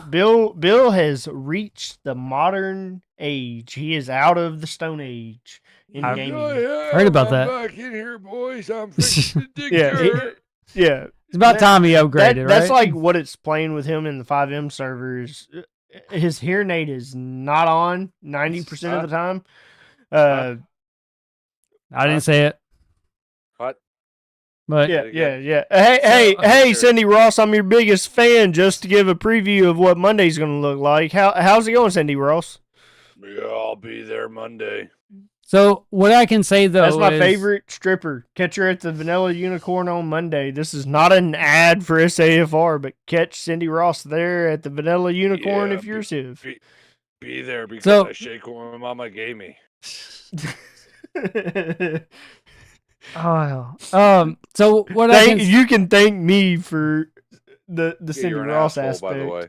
Yeah. Yeah. why am I Hey, not surprised? Yeah. half the Stop it time right now, I'm in server, half the time when I'm running Civ with Bill, I have ran more Civ here lately with Bill, and it has been probably some of the best time that I've ever had RPing is me and Bill on the fly. Yeah. Now it's probably the same way with Matt or whoever runs Civ with Bill. It's on the fly. Me and Bill talk like it's like, what do we do next? But it's not that we're discussing it and we're planning the scene. It's like we had already created something. It's like, how do we build onto this? Well, y'all two are So synced. me and Bill had done something in our last patrol to where me and Bill continuously brought up Cindy Ross, and I had started it with Cindy Ross, which is one of Bill's characters. And when he says Bronson backed me into a corner, whatever the fuck Bronson or whatever the fuck Bill just said that I did, absolutely, I did it. I don't regret it. Because guess what? I just turned it into something that is unplanned for all the other civs, but Bill has to think about what Bill's gonna do because Bill is now obligated. I just made it to where Bill has to think and Bill has to play off of it, but he also has to make it to where none of the rest of us as civs know what the fuck is about to happen. What I love. That is RP right there. Bill is obligated. Bill has to come up with the scenario. We're going to meet at a place. We know where we're meeting. I have coupons. I have fucking coupons. Because I'm a cheap, frugal motherfucker. I have coupons. And I'm going to get a half off show of whatever the fuck Bill's going to get to create. See, with Lethal Company to me, like outside of modding, because I gave that spill or whatnot, but with us three, because we played last weekend with it, and this was just vanilla, no mods included or anything. We all experienced that. I mean, I feel that we experienced this. I mean, any of you, y'all two can deny this, but I mean, I we left all there played- with PTSD. Like I wanted to do that more. Like I woke up Yes. the next day thinking, I wish these fuckers were available to do this again. Dude, Yes. I had to stop that night. I'd even told you, He had Bill. to take I me was home. I was like, I have to take Hunter home. he did. And I'd even looked at Hunter. I was like, He begged me. I'm willing to call out Personal day. to. I'm willing to call out to work tomorrow. That's what he said, Bill. He was like, "Hey, I was like, can Hunter, you take off?" I was like, can you take off? And Yeah. Hunter's like, yeah. And I was like, fuck, I have to take you home. I have to take you home. Like, you have to go home. So We can't play this all night because me and you and Hunter would have been down, or Nate was playing with us. yeah, It was going to be a rabbit hole to where just like, we're just going to continuously nonstop. And so I will say this, I like, still haven't catched up on my sleep this week. so BB, you did post a video of us playing, which I don't really try to integrate, two drunks in a bottle with your other stuff. I missed the best parts. Yes. In that video. So- The best part of I'm gonna stop you. So when we're talking about Two Drunks Bottle, I rarely try to integrate our gaming side, like your channels and stuff, with it. But I will say this: like when we all three played before, and Nate's place came in, which I could be wrong, he might have already been in. One of my favorite moments out of that gameplay was when me and you got stuck at the door. We're trying to get Bill to open the door, and he's at the terminal. We cannot get chat through. And we thought he was dead. You're Yes. talking about when his mic messed up. Yes, when we When thought his he was mic dead. messed up. Yes, that was one of my favorite parts. That was when it got real between the three of us. All right. Yeah. So, to me, that was my favorite point of Lethal Company, and that's why I would say Lethal Company is one of my favorite games at this time with the community. I can tell you, Lethal Company is a horror game. So, okay, I'm gonna pass you the card now. Like, would you say you're gonna be your next game? Lethal Company is absolutely my next game. Okay. All of these guys. It was caught on the live stream. Go watch my live stream. We'll link it in the comments. It was a 4-hour live stream. It was worth it because you're gonna be fucking rolling that entire time. There's portions within that had me and Hunter and Bill crying just about in laughter. Yeah. Even Bill, you can vouch for that. Like we couldn't hardly talk because it was so damn funny. I think Bill spent the first Before we twice. finally come up with a strategy Yeah. to where it was like leave Bill at the ship, and Bill's pitch with like him staying at the ship was we'll take turns staying at the ship, and he was like we'll take turns staying at the ship. He was like I volunteer, I'll go first. And that's exactly what he did, but he stayed first the entire time. And it was brought up in the live stream a few times, like, "Hey, Bill, I'm willing to take over the ship." And Bill's like, "Nope, this is my ship. I'm flying it. Nope, not happening. I die every time I go in. Nope, not happening." My favorite part of that live stream, like I said, it's a horror game. 100%, it's a horror game. It's not that are you gonna die? It's when are you gonna die? Yes. We played a strategy of where it was we stuck together. I had the walkie-talkie, you had the flashlight, and we looted. Now, if there's with the mod that's going to be added in, instead of it being 4 players, it's going to be 8. It could be up to 32, but Up to 32? With us, it would be about 8 to 10 players. Yeah. With the mod, we could add in more players. Yeah. At one point, the director of roleplay, and Bill knows what I'm talking about, my boy. and you know what I'm talking about. The director of roleplay came into the room, and I didn't know that the director of roleplay came into the room, and I almost football punted the director of roleplay across the room. My son, I'd heard this fucking like evil laugh, or it was something of that nature. I think I warned you about something, right? And I was like, "Oh, I hear it." And then all of a sudden, my son, he's 2 years old, just lets him into the office, and he comes up and he touches my arm, and I'm like, fitting to throw hands with this motherfucker. Fitting to throw hands with him. The worst part is I missed all of it. I heard it, but And I the missed bad part was Remy looked at me and he was like, "What up, Dad?" Bet. You thought you were fitting to, didn't you? You really thought you were about to, huh? You think that was a I'll scary tell face? you. Your wife was the scary face. It was like, you hit him. The best part, probably one of my most favorite parts of that entire night was Bill was in the ship and this is the one I thought you were going to bring up, was where me and you are inside looting, and then Bill gets quiet. Is this one I brought up when he was stuck? No. Go for it. Me and you are inside. We're looting. Bill's over outside, Of course. and he's watching the Imagine cameras or whatever Bill does. I don't know what Bill does. Bill does what Bill does. He's outside. He's safe. Bill does whatever Bill does. No, I wasn't at this point. And I die. So I go into chat with Bill, and you're still alive. And Bill was like, "Did you know that even if you shut the door, the dog could still come in?" I remember that. Me and you had And an I was argument like, about "No, dude." that. I was like, "No, dude. The door was shut. The dog can't come in." Bill's like, "I thought so too." And then Hunter divulged a piece of information Yep. that I did not know. But Bill, you can take this to your grave now. Is you may have shut that door, but at some point that door's gonna let back down on an automatic timer, and that dog came in because you were talking to us over the walkie-talkie. So, That's the whole reason that dog came in. so Bill, I will divulge in this.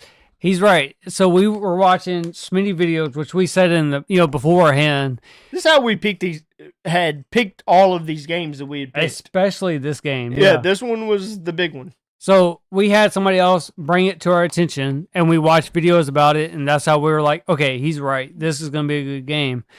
But within that video, though, we watched when you close the door, you have a timer. It drops from 100%, and it just slowly drops down to 0. When it hits 0, that door opens.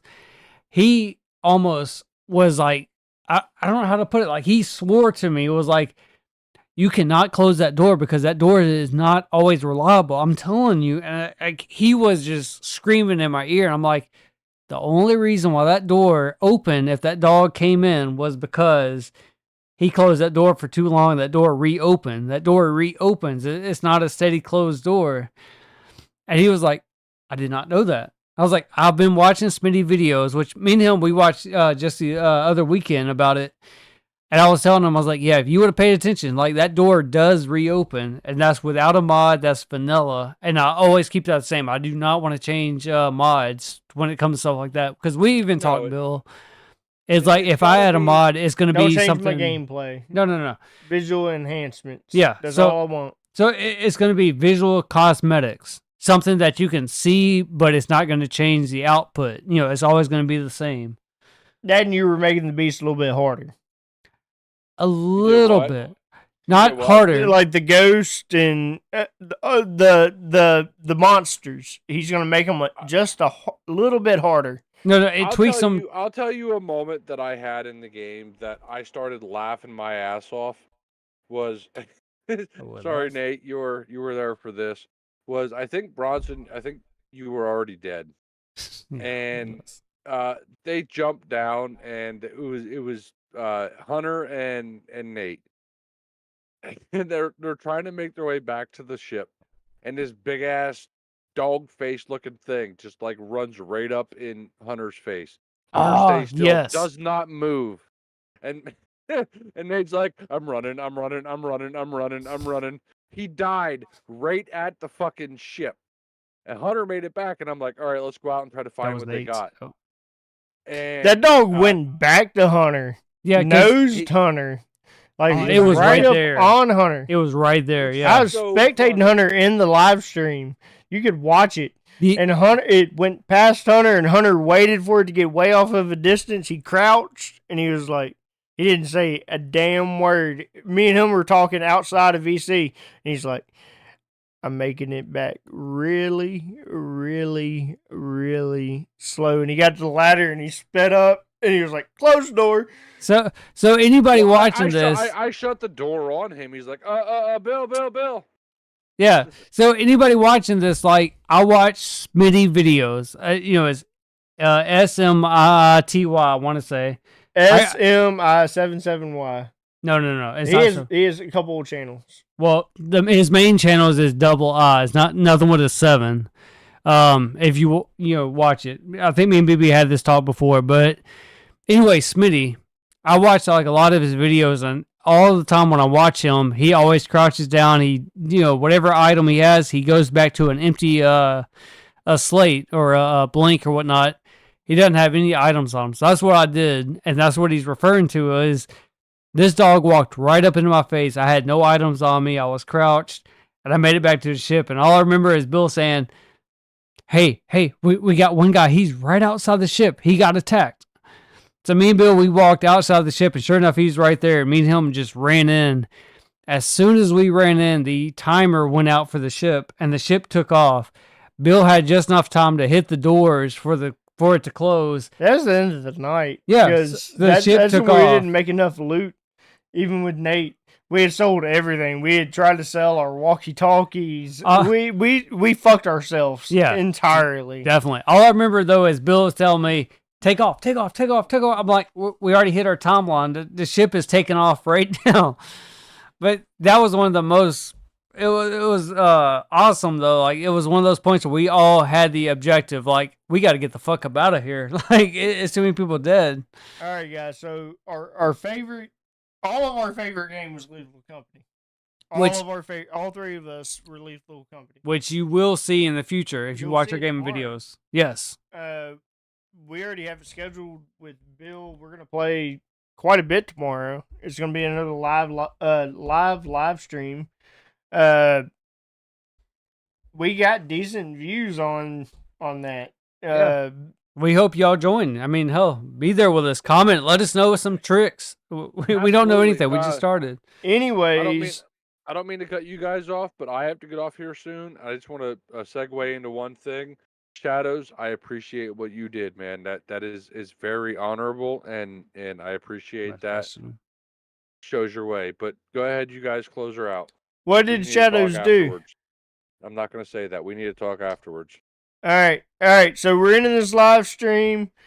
Hey, Bill, thank you for coming tonight, divulging quite a bit of information. Sorry, Hunter, that you weren't as involved in this podcast. I mean, it's all right. I like new podcasts. This was a different aspect of things. We actually got to be two drunks in a bottle, and one of our favorites. Beer is our favorite. So, Bill, are you actually happy of how much beer we drank?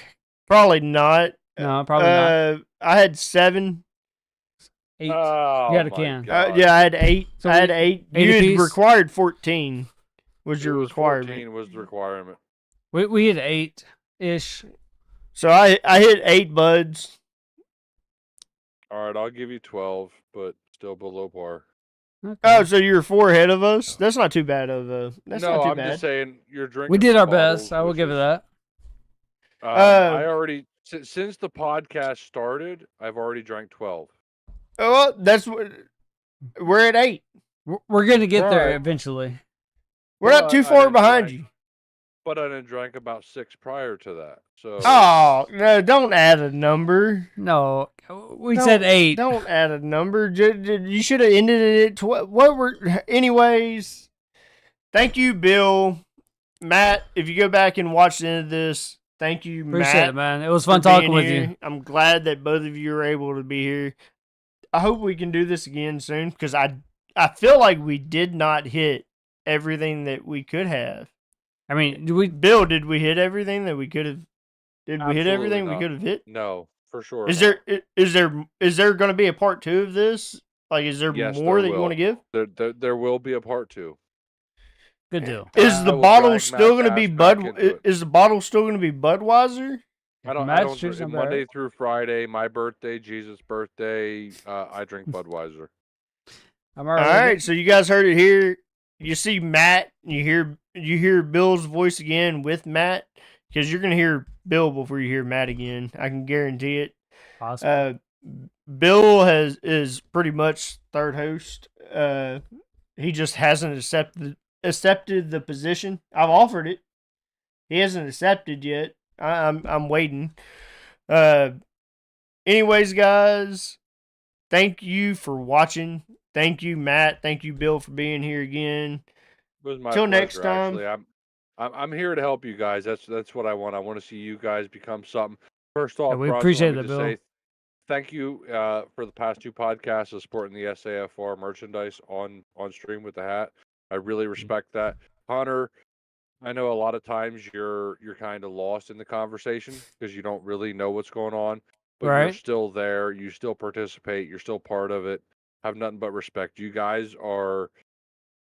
I will go to bat for you guys every day of the week. This is Keep my up what you're doing. community.